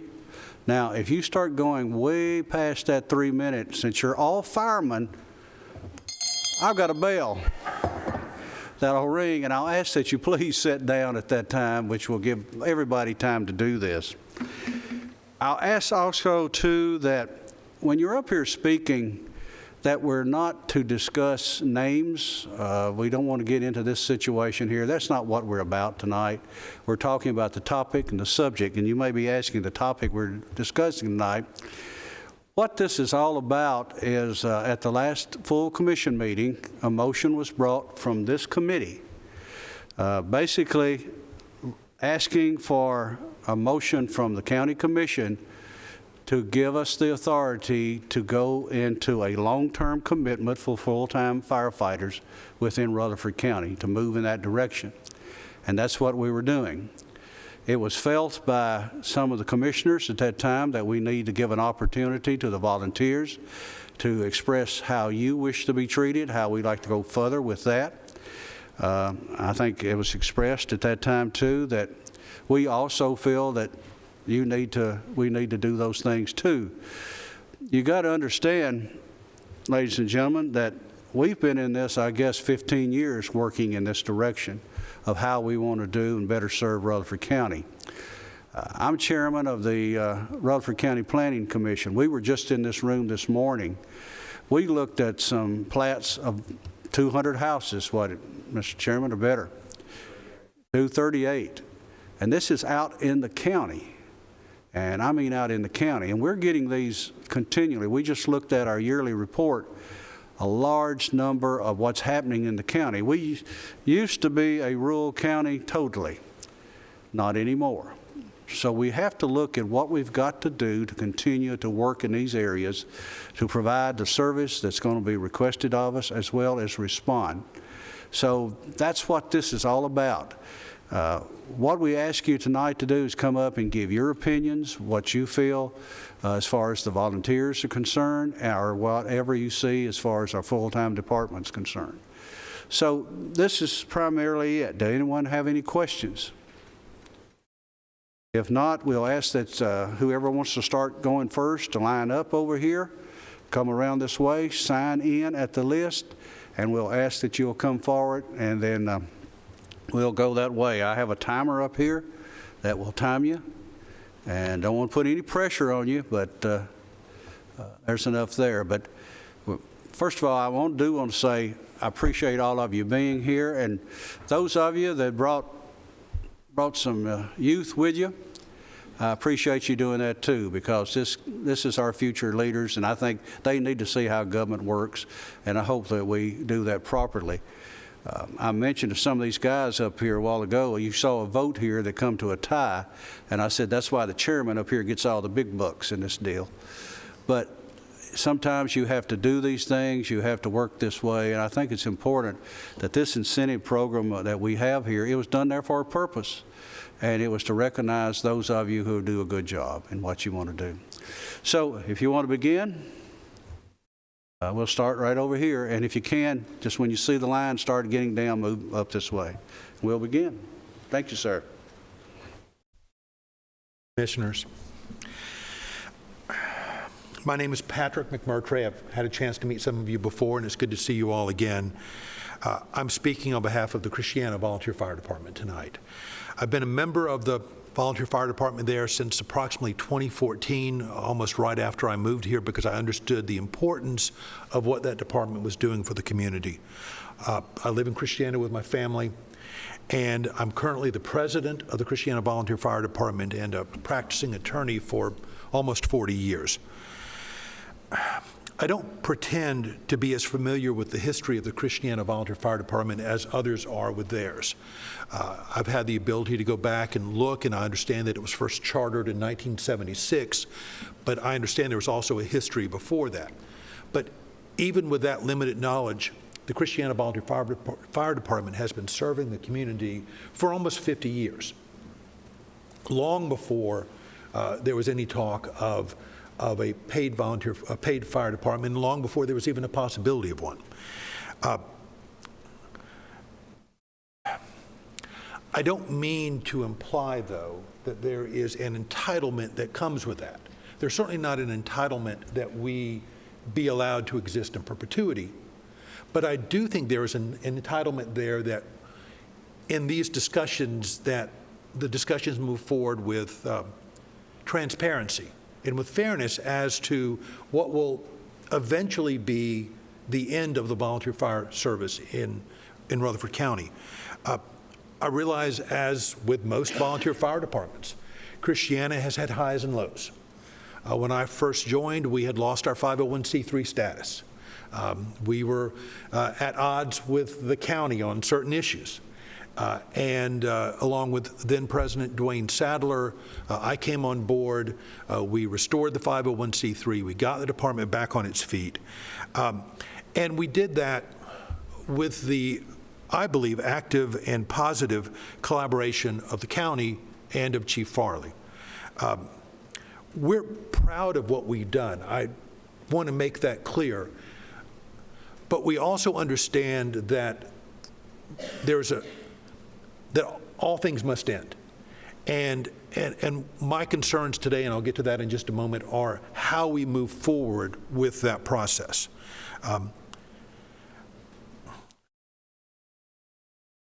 I mentioned Chief Farley a second ago. We actually met with him last week. We were invited to a meeting. We attended. It was an open and honest conversation. It's my understanding that he met with the other chiefs as well, and we appreciate that opportunity to voice our concerns and to make sure that we weren't wasting your time up here, that the concerns we had were legitimate and could be shared. Again, I'm not opposed to what we see as a desirable and inevitable future. County stations with paid firefighters able to respond quickly in Christiana are something that we support as a concept. Our concerns are as to the specifics, of which none have been revealed or divulged at this point. Maybe because I see this as a lawyer, it's easier for me to realize that general statements are misleading, even if it's inadvertent. You know, we all know the phrase, the devil is in the details. We all know the concept of unintended consequences. We've all heard it was a good idea at the time, and we've all heard, well, I just didn't think about that. And what we're concerned about is that a blanket general move with no real understanding of what that means is a disaster waiting to happen. And so that's what I wanted to talk about. For us, our primary and immediate issue involves wage and hour laws. This wasn't mentioned at the commission meeting. In fact, before the commission meeting, when I went and approached Mr. Christensen to make sure that my legal understanding was correct, he said he didn't know, which implies to me that at least the mayor's office or the county attorney's office had not even considered that issue before the commission meeting. And I've addressed this with Chief Farley, and his understanding is the same as mine. And that's important because a number of our core volunteers are also paid county firefighters. And so it's like the sheriff's office. You can't have a deputy at the sheriff's office also volunteer for the sheriff's office. That's a wage and hour violation because they're doing their job for their employer, but they're not getting paid for it. And so our volunteer firefighters, who are also county employees, are not going to be able to volunteer for Christiana if we are rolled into the county. And I'll get back to that in just a second.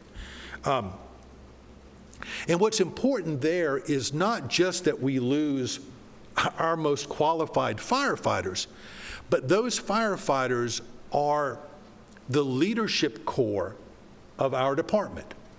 And frankly, based on what I've been told by our members, if they get opted out because of a hasty decision by the county commission, then essentially our department fails immediately because they don't have the leadership anymore. They don't have the people that they're looking up to.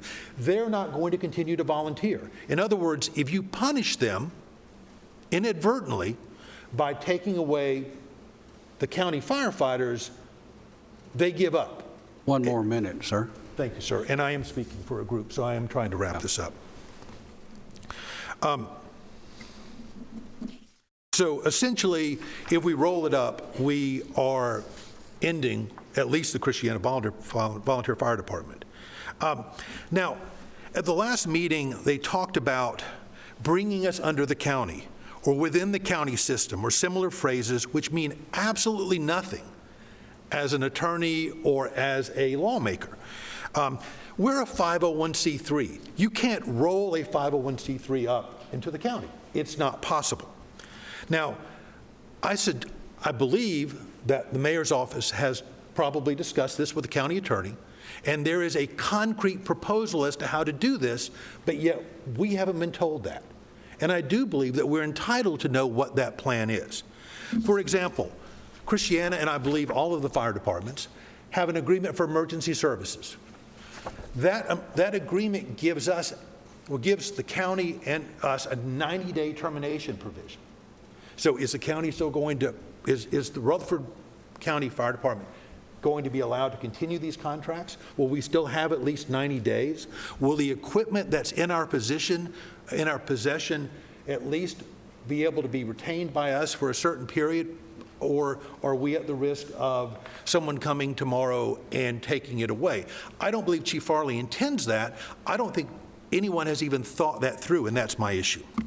So we do ask that these contracts continue to be renewed, at least for Christiana, that the equipment remain under our control, and that Christiana Fire be allowed to operate independently up until the time that a station is built and staffed in Christiana. And there's no possible reason to do anything before that set of facts comes to be.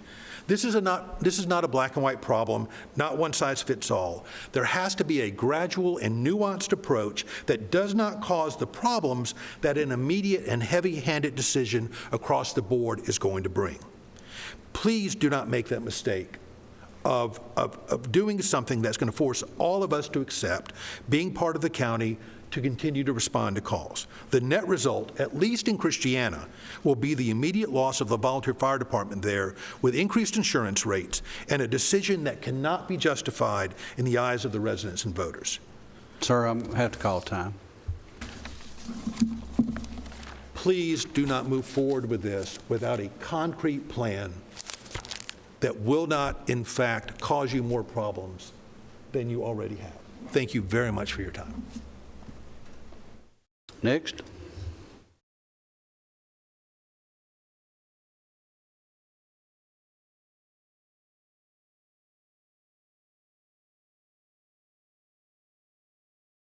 My name's Roger Moses. I'm with the chief of the Las Casas Volunteer Fire Department. I know I'm speaking for my group. I know you said you give 3 minutes. I just wish they'd have had that time constraint on May the 14th whenever they brought my name up at the Budget and Finance Committee and told me I wasn't making my calls. And if I did make my calls, it was in the SUV, and that was truly untrue. We're making our calls. Do we have a full?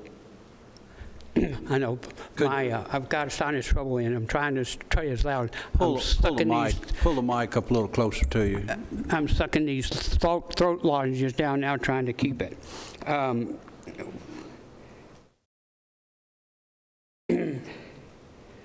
And they cut at that particular time. They gave the other 3 fire departments and $20,000 extra, Kittrell, Christiana, and Alvaville. They cut my name out of it, said he wasn't making his calls and he wasn't making an apparatus, then we're not going to give him the money. Still haven't got it. I went to 3 county commissioners and twice to the mayor and still not got it. Also, I know we are short of people. All the departments are. And we're doing what we can do, and we're answering our calls. But if you look at Rutherford County also, they're having troubles also. If you listen to the radio, they come across the radio, does Station 51 or does Squad 52 have the manpower to send their tankers? And numerous times they say, no, we don't have trouble. We don't have enough people to do that. So, if the volunteers stopped tonight answering calls, I just wonder how many tankers they would get if they had a structure fire. I'm rushing and trying to get all this stuff up. They said we are not using our radios. The volunteers depend on a cell phone to get their calls. Those radios that those guys carry, they don't carry them all the time. They're bulky. They answer the I am responding calls, and then whenever they get on scene, they answer their calls that way. Most of the time it's on scene before. Whenever they gave us the radio back a few years ago, they said, do not use your radios to go en route. That's the only way we've got of contacting that I know that all my men are going. I have to wait on I'm responding. When I get to the station, I've got a big 60-inch TV up there that I look at to see who I got coming and how long it's going to be before they get. And we try to get out with at least 2 people now before we do that. The radios are, I'm telling you, I really appreciate the radios. For about 10, at least 5 to 10 years, we had the old type radios and you could not communicate on them. I'm proud of the $17 million that the county gave us to put that thing in. Trying to rush through this stuff. We also have 4 iPads now that we can get in contact with where the structure fire's at and how many units we've got. That also helps us quite a bit too. Training, you guys say are not professional. My department has one of the best instructors in the state. He has taught at the fire school for years. He recently retired. He also has taught at the police academy as an instructor. My fire department has 4 members with a total of experience of well over 100 years. And that means a lot whenever you're training new people and getting them ready to go into the fires.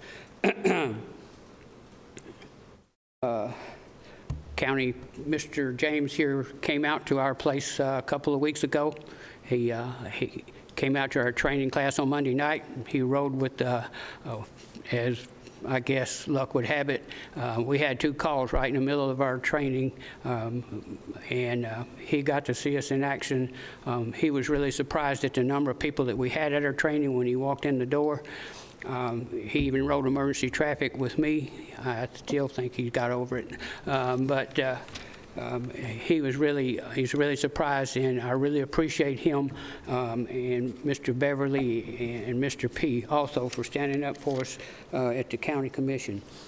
Calls, about 50% of our calls are mutual aid. In December, we had 27 calls, and 18 of them were mutual aid. That's to the people that live outside our district that we do. Also, with Squad 52 being so close to us, they're just 5 miles right down the road. Most of the calls we get that's in our district, they beat us there because they're at that station and can respond in a hurry. So most of the time we're backing those guys up. They're a great bunch of guys. We don't have any trouble working with them. In fact, sometimes we do train with them. I'd like to do more training with them, but it's kind of hard when you pay guys. You get calls most of the time right when we're starting our training and we don't get to finish. One more minute, Mr. Moses. Okay. Can we furnish 3 to 4 every call? No, we can't. Depending on the time of day, but a lot of times we can send anywhere from 3 to 6 people. It depends on what the time. And another thing, recessions. I don't know if you watch the radio, but the federal government is saying we're going to go along with a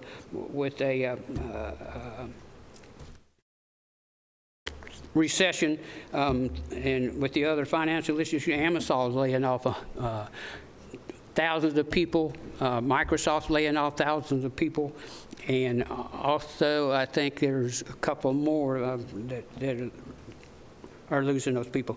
A lot of people. Taxes. How much is this going to cost us in the long run? The elderly that are on a fixed income, you need to think about those people because IR1 and income is going to have to pay these taxes as well as the rest of the people. Peace. I talked with Larry. He came out to my department and we sat down and talked probably an hour and a half, Larry. Larry Dunn, yeah.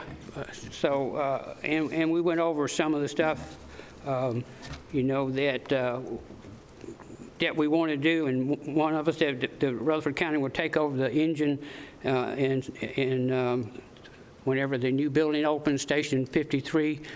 Told me that Station 63 would be right behind it. We'll keep our engine, our tanker, and our 2 brush trucks in the service company.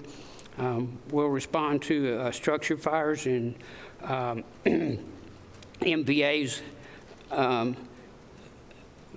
they're going to let us keep our, hopefully they'll let us keep our current officers and our volunteer titles.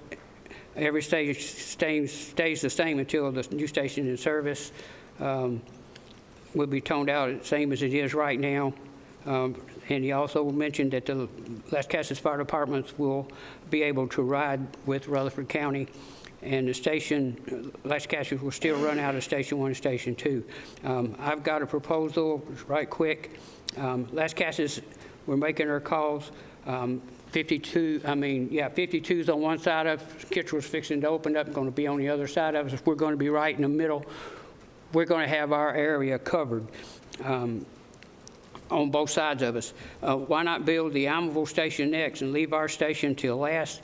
Almaville gets, with the interstate, I talked with Chief Bailey about a week or so ago. When his call volume out there, he told me it was 700 calls last year. I only made 320. That part of the county is growing, is getting bigger, leaps and bounds. So is ours. Las Casas is also growing too. Need to wrap it up, Mr. Moses. Yes, sir. I've only had one more thing. Las Casas, we were talking about with the Lions Club that we've got over there. I've got it in good shape. We will outfit the old Lions Club so that you can put an ambulance at Station 63 and have one of our bays and get us an ambulance out there in the meantime before our station's built. We would appreciate it. I'm trying to get what my lawyer said here. We're not against the transition. We just want it to be, well, I can't find it now, just to be a transition and not a takeover. I think that's what he was saying to me. So my department's always open. If you have any questions, just give me a call, and I think we can work this thing out. I talked also with Chris Clark for twice this week, and we had a couple of higher talking, but I think we worked everything out, and I think we're getting there, and I appreciate it. Thank you, Mr. Moses. Next.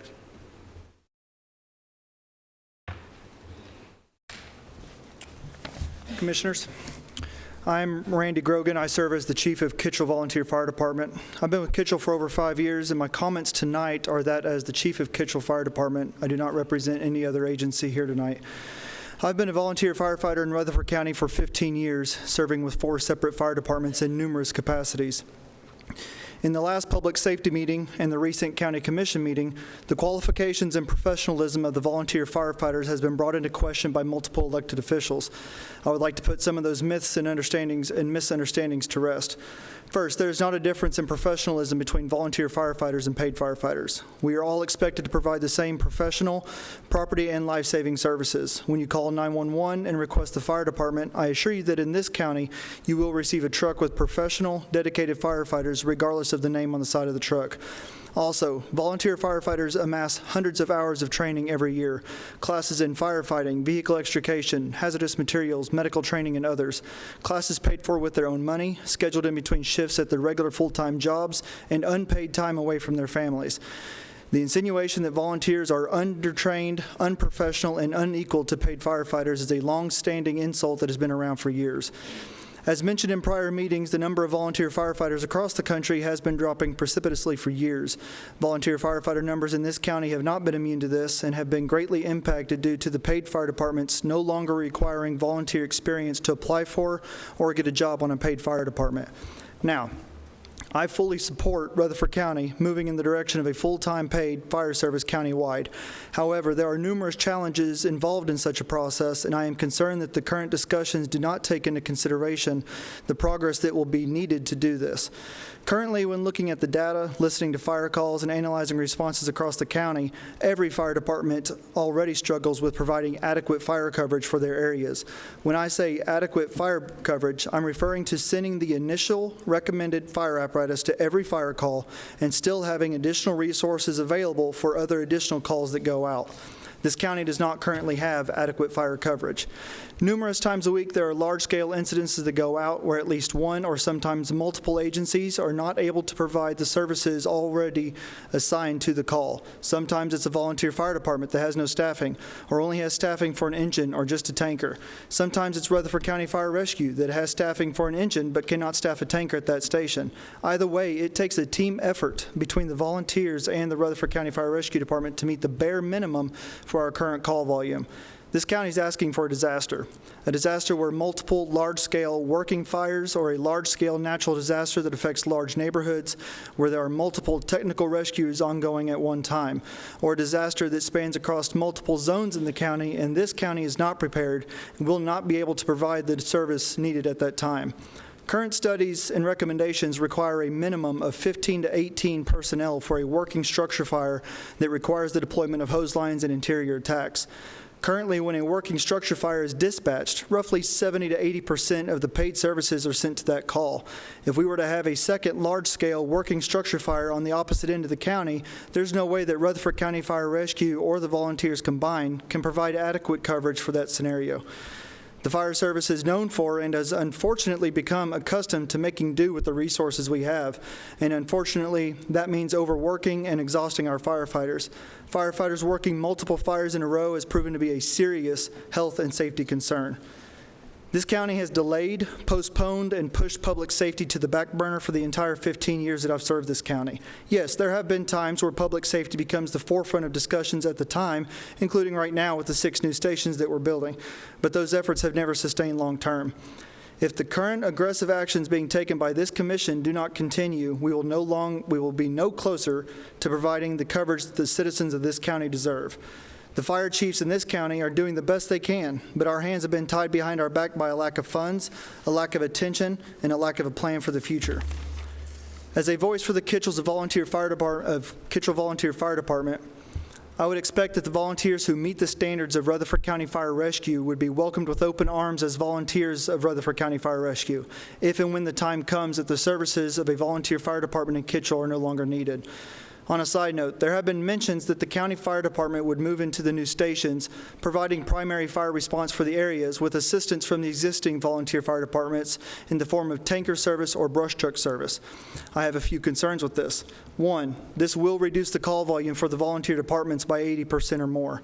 The existing volunteers will not continue to volunteer for maybe 5 or 6 calls a month. This plan needs to have an all or nothing approach. 2, if the county restricts the services of the volunteer fire departments provide, will they also reduce our funding by 80%? Even with fundraising, there's a good chance that volunteer departments would not be able to make up that difference and wouldn't survive a year or more. In closing, I'm in the unique position that I am a county taxpayer, a county homeowner, a county emergency service paid employee, and a member of a county volunteer fire department. I fully support this county moving in the direction of full-time, paid, adequate fire protection and EMS coverage. But the current plan in place doesn't magically fix the issues that plague this county. This committee, the county commission, the county mayor, and all included stakeholders must make a commitment to make aggressive moves in the near future to fulfill their duty to provide adequate continuous fire, EMS, and law enforcement protection of this fast-growing county. Thank you. Thank you, sir. Next. And if someone else is planning to speak, we ask that you start making your way there before we're finished.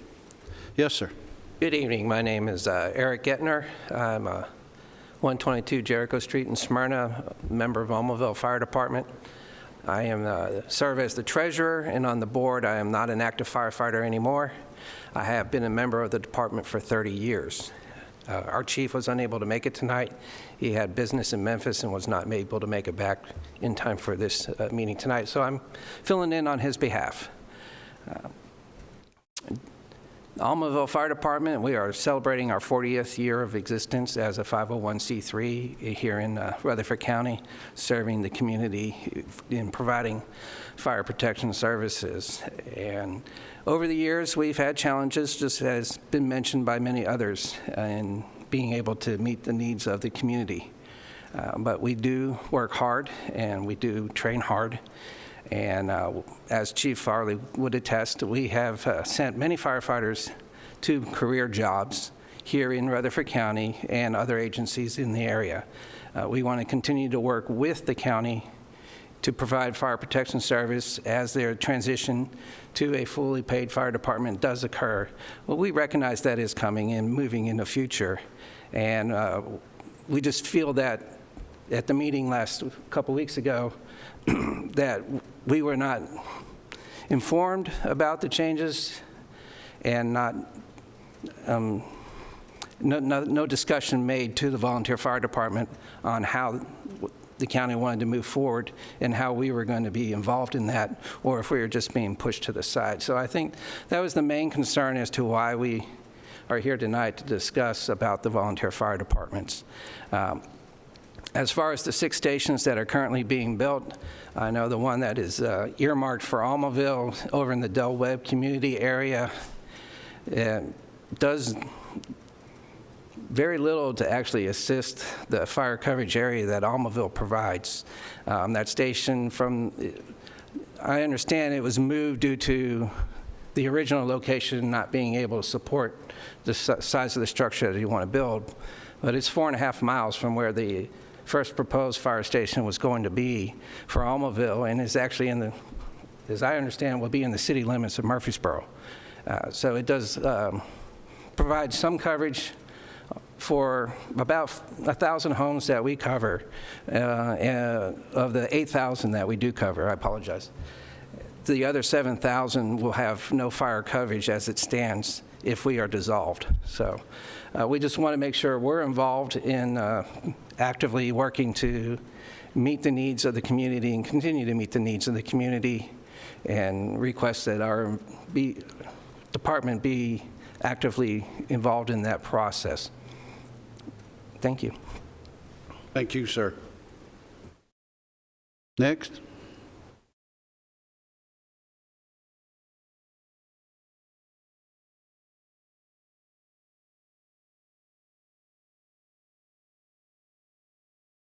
Hello, my name is Tyler Reeves. I'm the Assistant Chief of Kitchell Fire Department. I've been a volunteer within Rutherford County for the past 5.5 years. I've lived in a firehouse for the past 5.5 years.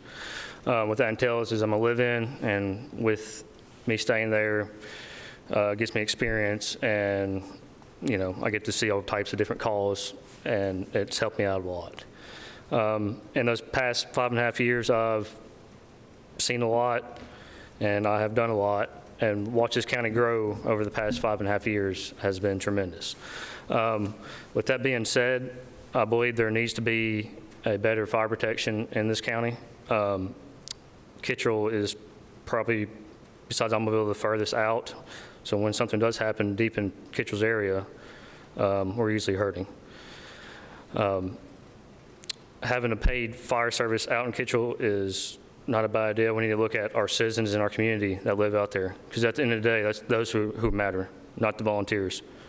We need to look at the citizens of that community and each other districts and what they need best. We don't need to be showing up in SUVs and acting fools on scenes. We need to provide a fire truck on every single call and be professional about it.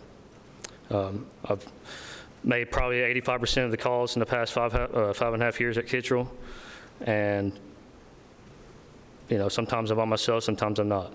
I do get help from other volunteer fire departments, and I appreciate them a lot when they do come. But sometimes, the help is what you get.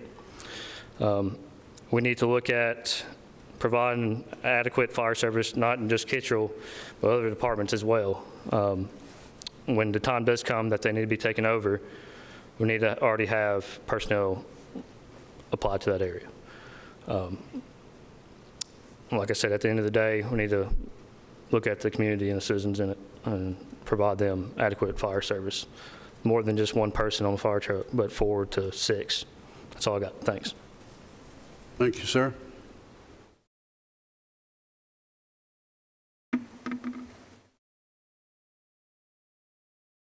Commissioner? My name is Robert P. I'm the commissioner of District 4. I'm the commissioner where Rutherford Kitchell's fire department is currently located, and a former firefighter. Commissioner Phillips mentioned how cold it was. I remember fighting a fire at Las Casas, and we were out there quite a while. I remember my neck was getting stiff. And I figured out why when I went to take my helmet off. It had about that much ice caked on top of it from the mist coming off the hose. When we went to break the hoses down, we couldn't roll them up fast enough. They froze. So we drove home to Kittrell to put them in the station to dry them out, and it looked like a bunch of straws stacked on top of the truck. But it was bitterly cold that night. I want to mention one thing, and I'm not here for he said, she said, anything. I don't say anything that I don't believe to be true. As far as this Walter Hill Fire Department stuff that came up a minute ago, somebody asked me, well, do you think Larry Farley is lying? I said, no, I didn't say that. And I don't think I'm lying either. I spoke to a former firefighter at Walter Hill, and I was told there was only one hired, the rest were chased off. But I got a bad habit of checking. So I went to Ms. Stevenson, and I asked her a list of all the volunteers. And Larry, you need to go to Ms. Stevenson and update your records because there are none from Walter Hill listed. Now, that's where my information came from, just so people know. Now, what I really wanted to say was this, is really proud of Kittrell's chief. I hope y'all paid attention to what he said, because what he said is what we need. Now, the problem that I see is where we've been headed and why I jumped up and down so much at the last commission meeting is we don't have enough firefighters, period, whether they're paid or volunteer. We need a lot more paid firefighters in this county. Now, I don't want to see Kittrell's man with paid firefighters full time. I think that there's a way we can work together, and I've already suggested that. It's frustrating to me when I look at the coverage we used to have. I mean, just in your area alone, Mr. Rather, we had a station there at Leanna. We had a station at Walter Hill, well, actually 2 stations at Walter Hill. It goes on and on. We had, I know at one time, I think there was 15, I know 13 for sure, stations. And what you may not know is there's still stations out there that we could be manning with these paid firefighters. I think there's a station down at Fosterville that would be available. I know there's a Southeast Rutherford station. May have some people in there now waiting to go to Rockville. The old rescue squad building in Murfreesboro is one of our buildings that could be utilized. But my point is, just like our chief at Kittrell saying, we don't have enough firefighters. We don't need to do anything to chase off our volunteers. We need to uplift them and help them. And how are we going to do that? Well, there's several things. We're trying. You know, Chris mentioned that incentive to try to pay and give a little bit of money out there. I think that's a good idea. I think that the volunteers underutilized some of the help that they could. You know, when I was a volunteer, I paid for all my training, and I'm telling you, it was expensive. And I took my vacation time to do it. And that was usually 2 weeks is all I had, and I used those 2 weeks doing fire training. Nowadays, these guys can do it at night in their own station or in a closed station. So, I mean, I think that's wonderful, and we need to continue doing that kind of stuff. I've also talked to our school superintendent, and he's agreed that we can put a firefighter curriculum in our school, and we'd start out over at Oakland High School.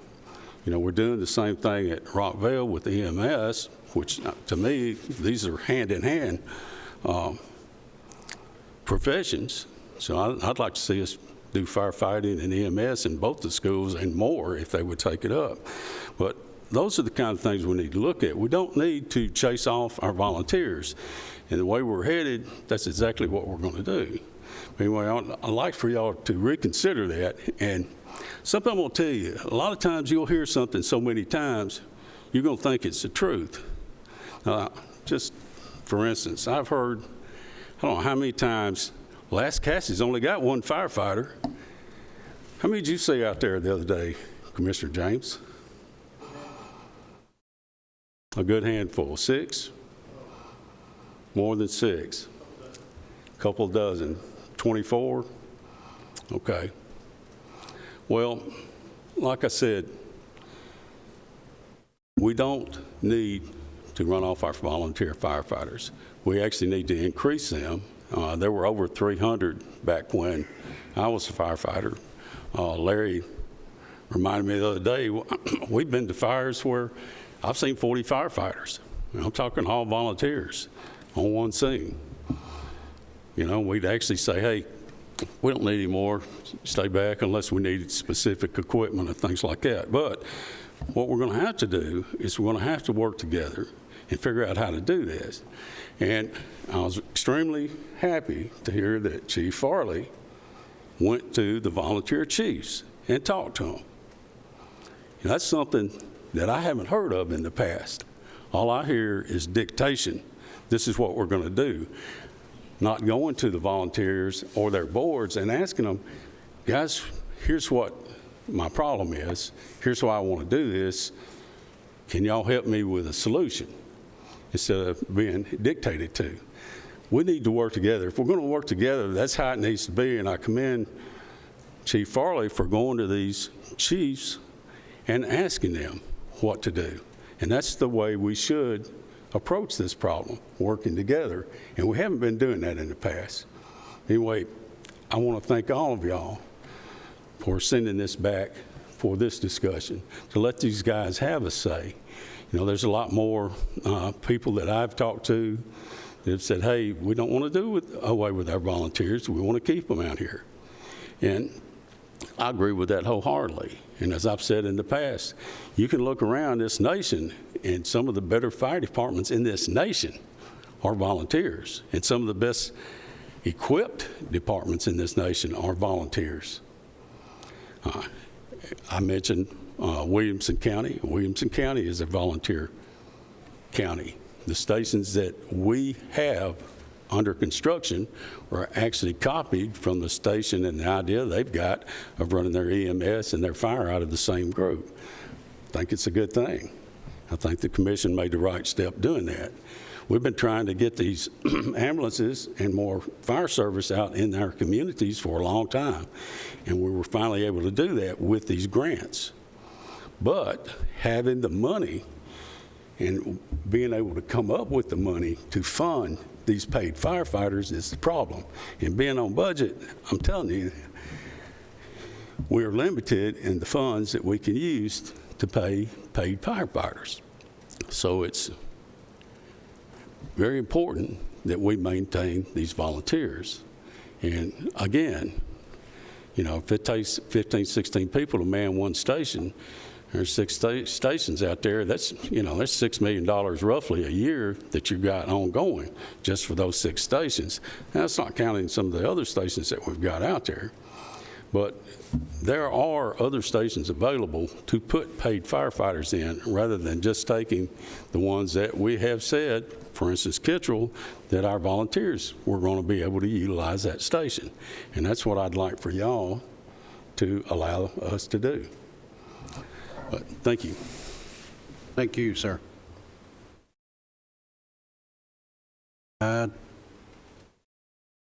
Okay. Gentlemen, if you're going to speak, please come around here. No, you don't have to. You can come up here now.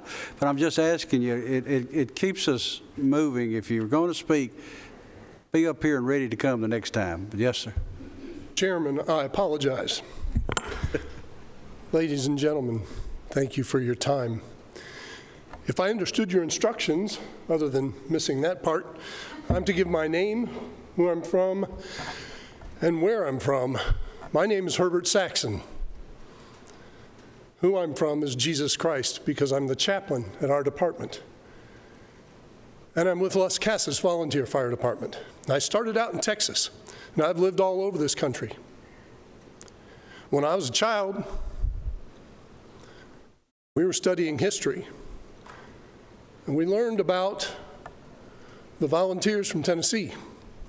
They went down to the Alamo, and they gave their last full measure of devotion. I can tell you that that volunteer spirit is alive and well in Las Casas, as it is in many of the other volunteer departments, and I've witnessed it. I liked what I heard earlier I try to speak about what I know and what I've seen, not hearsay. And I've seen enough to speak with authority from my King. I'm concerned for my flock, and I'm concerned for others on both sides of this issue. There are a lot of hurting folks. You've heard some of it tonight. That needs to stop. That's not a request. I adjure you, work together. There are people in our department that I know of who have worked in fire service for decades. I've only been there 3 years. First time I saw a house fire, was my neighbor. He drove up on his four-wheeler. They were scared to death. I hadn't even gotten a radio at that point. Next thing I know, because I was getting ready to go to our meeting, I go out my front door and I see fire coming out their front porch. That's when the call came out on I Am Responding, that very moment. I can tell you, that fire started on the back porch. I was first on scene. I spoke to the homeowner.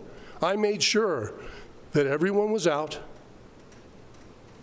I did the 360, and our truck, our people were first on scene, and we fought for 6 hours.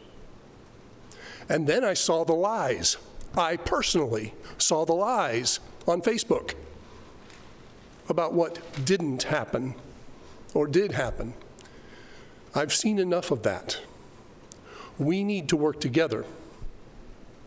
Now, I'm not here to point fingers at anybody specifically. I don't care. But you've heard it. You've heard it from both sides. There's hurt feelings. And as a spiritual leader, I'm trying to heal. I'm trying to heal people. Please help me.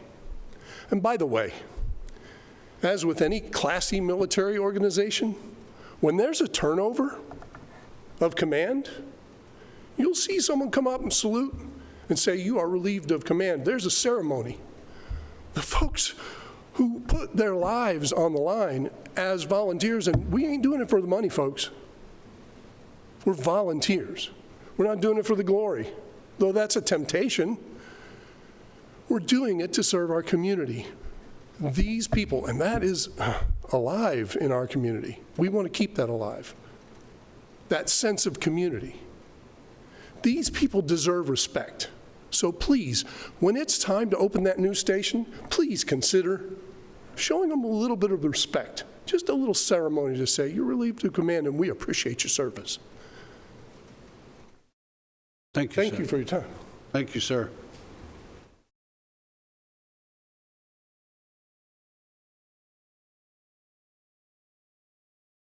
Anyone else?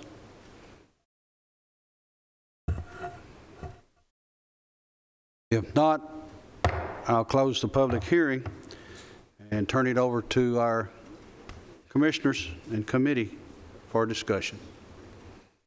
Commissioner Rather. Thank you, Chairman Reed. The last guy that spoke, I had to mark off my very first comment about Tennessee volunteers. That's who we are. Let a tornado happen or a flood happen, the volunteers, the neighbors, everybody comes out. The number one thing that I kept thinking about this all the way through is this nation, actually this world, but especially in this nation, it's always about us versus them. Rutherford County is better than that, much better. Do not get sucked into the mentality or attitude of this is one group against another group.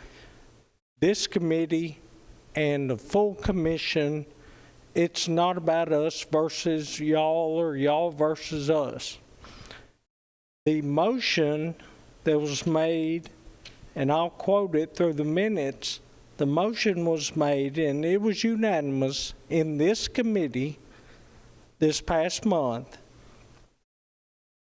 that we were to affirm the direction, just direction, towards a full-time professional fire rescue service in Rutherford County. And it passed. In my mind, when I voted for it, it was, hey, we've talked about it, we agree in this committee, let's let 21 commissioners affirm that we're going to head that way.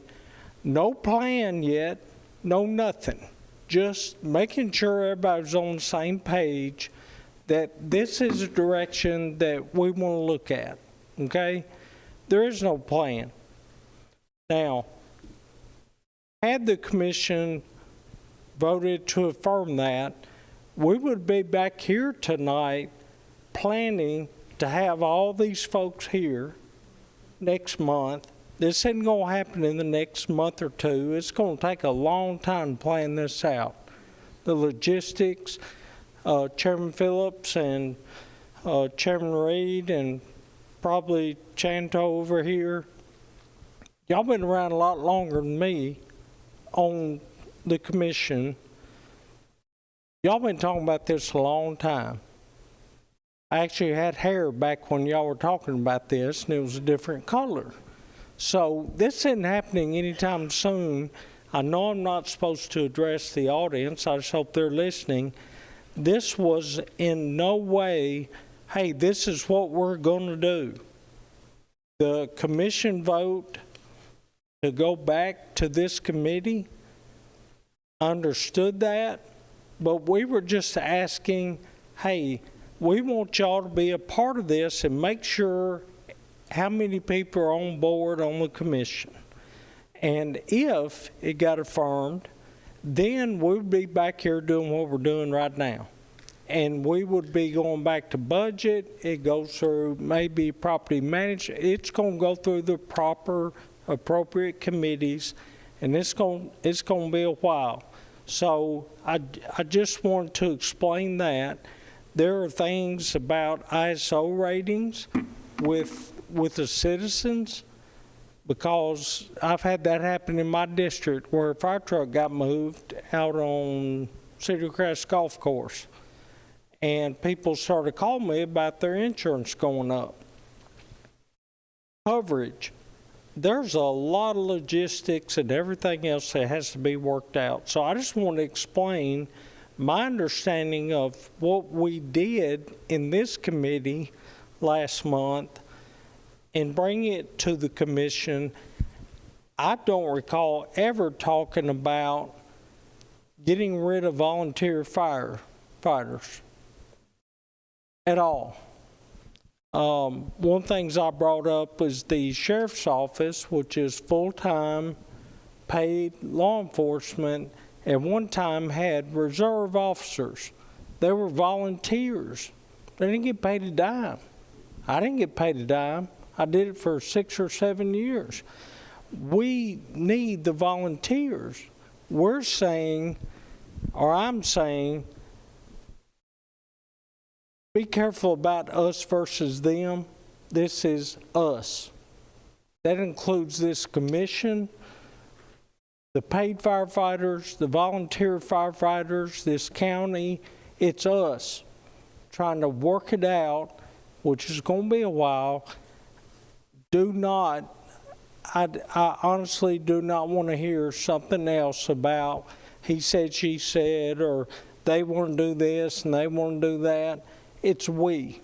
Use the word we, because it's all of us. Everything y'all do as volunteers, everything the paid firefighters do, it's for Rutherford County as a whole. And Rutherford County is better than that. It's not us versus somebody or somebody. It's just us. So with that being said, I'll shut up.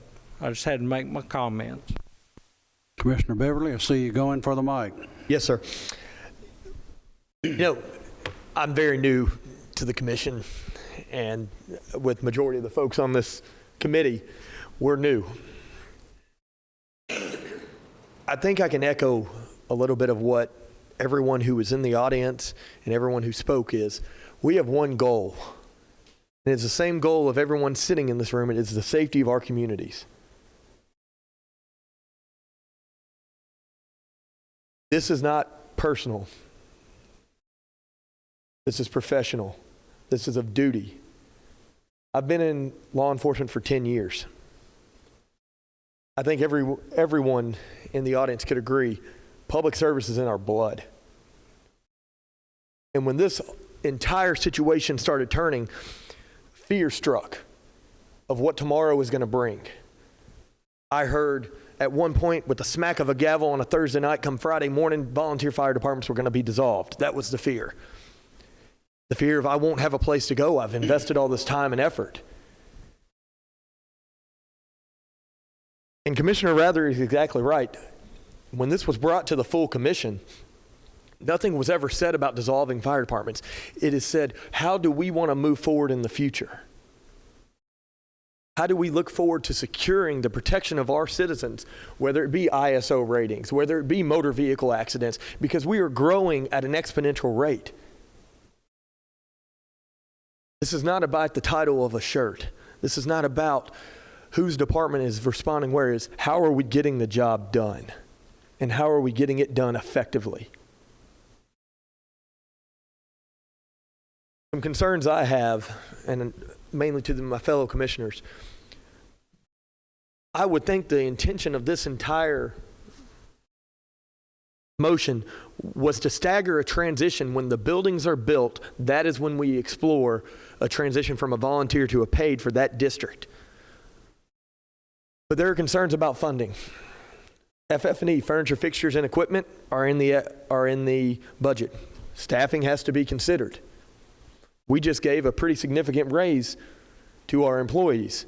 That is a long-term reoccurring cost that has to be considered. Nothing is being decided in one night. I've talked to Chief Farley. He said he will welcome any volunteers coming in, but an excellent point was made. Can you volunteer with your employer? I went last Monday and met with the Christiana Volunteer Fire Department, and 4 of the guys there are paid firefighters. Christiana moved under Rutherford County's volunteer umbrella. They couldn't be there. You brought up the reduction of funding for the volunteer fire departments. That's something we have to think of and be accountable to the taxpayers. Are they acceptable with the fact that we fund a volunteer fire department while paying for a full paid fire department? That's something we have to debate, but it's not going to be done tonight. Tonight is, where do we see our county going? Where do we see our public safety being directed? My goal in trying to get this sent back to this committee was to bring about discussion. But with the smack of a gavel tonight, nothing is final. And when that gavel is smacked in our commission meeting in February, nothing will be final. We will continue to engage. And my goal tonight was to show you, we have the ear of the community. You will have our ear. We want to be engaged. This is not a final swift action.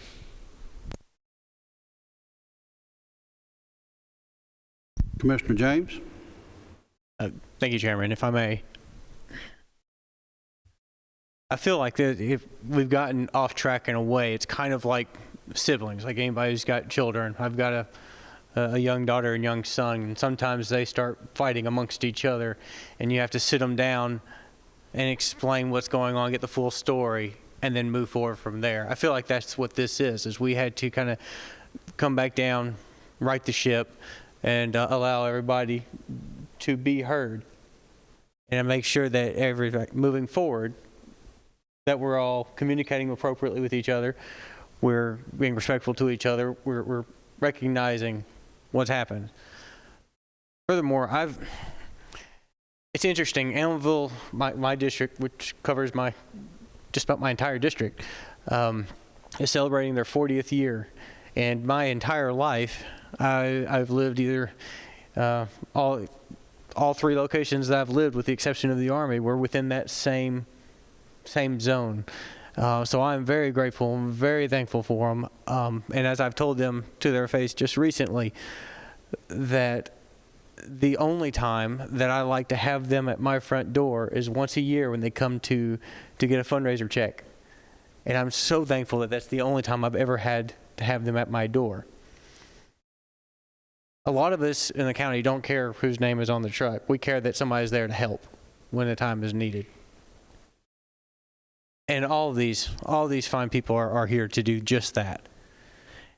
And with that, I'd like to make the motion again that we send this to the full commission, the original motion back, with the understanding that we also continue better communication within all parties involved. I have a motion and a second. Further discussion? Just to reiterate, when this motion does continue, as these stations are being built, we are going to invite the volunteers of those communities to come back and assist with the transition plan as we move forward. Gentlemen, I can tell you tonight, coming here, I passed the Rockville station. Today, they run the American flag up the flagpole for the first time at that station. Now, Rockville hasn't had a volunteer station out there since 2011. So that community hasn't had what some of you have had for a while. They've depended on you. I know Christiana because you've been to my house. I get a call from my security company telling me, you've got a fire alarm. What do you want us to do? And I'm sitting up here on Church Street. I said, you call our fire department. I leave from up here, and I get there, and I've got Eagleville, I've got Christiana, and I've got the county, and a yard full of firemen. Well, just so happened my house wasn't on fire. I have a post and beam house. It's all wood, and my neighbors have always said, we'll know when your house is on fire because it's a tinderbox. That's all it is. But it's a good feeling. So I know you. I know who you are, and I know what we're involved with. And I think these commissioners just told you right here that volunteers remain where we are right now because we still need you. Very much so, we need you. Just mentioned here the cost and what we've got to do. I've got to tell you, I haven't sat still in any of this trying to figure a lot of this out. We're getting calls right now from other counties that are in the very same problem. And we've got other counties wanting to come on board with us to see if we can figure this out for how we fix this out in our rural areas. Because right now, we're dealing with an antiquated tax. And I think we've got one of the best budget chairmen you'll find anywhere, and he can tell you that. Tax that we have out there right now was created several years ago, but it's not doing the job for situations like what we're in right now. We've got other counties out here that have figured it out, what you have to do to make it all work. Laying up here on my desk right now is a budget, is a public safety task force from Williamson County. They're looking at the same situation. They're pulling everybody in the whole county together to see where their gaps are and what they got to do to fix it. Sumner County has contacted us. Franklin County, other counties is wanting to know, and we got counties want to come on board with us to do these things. So just as we're trying to fix the County Powers Act for the county, we may have to be doing something with this. So it's going to take time. But I have a motion, I have a second, and Madam Secretary, I'll ask you to call the roll. Commissioner Beverly? Yes. Commissioner McMurray? Yes. Commissioner Sereno? Yes. Commissioner James, Yes. Commissioner Rather, Yes. Commissioner Oliver, Aye. Chairman Reed. Yes. Motion passes. Motion passes. Other discussion? Other business? If not, we're adjourned, and thank you for being here, firefighters.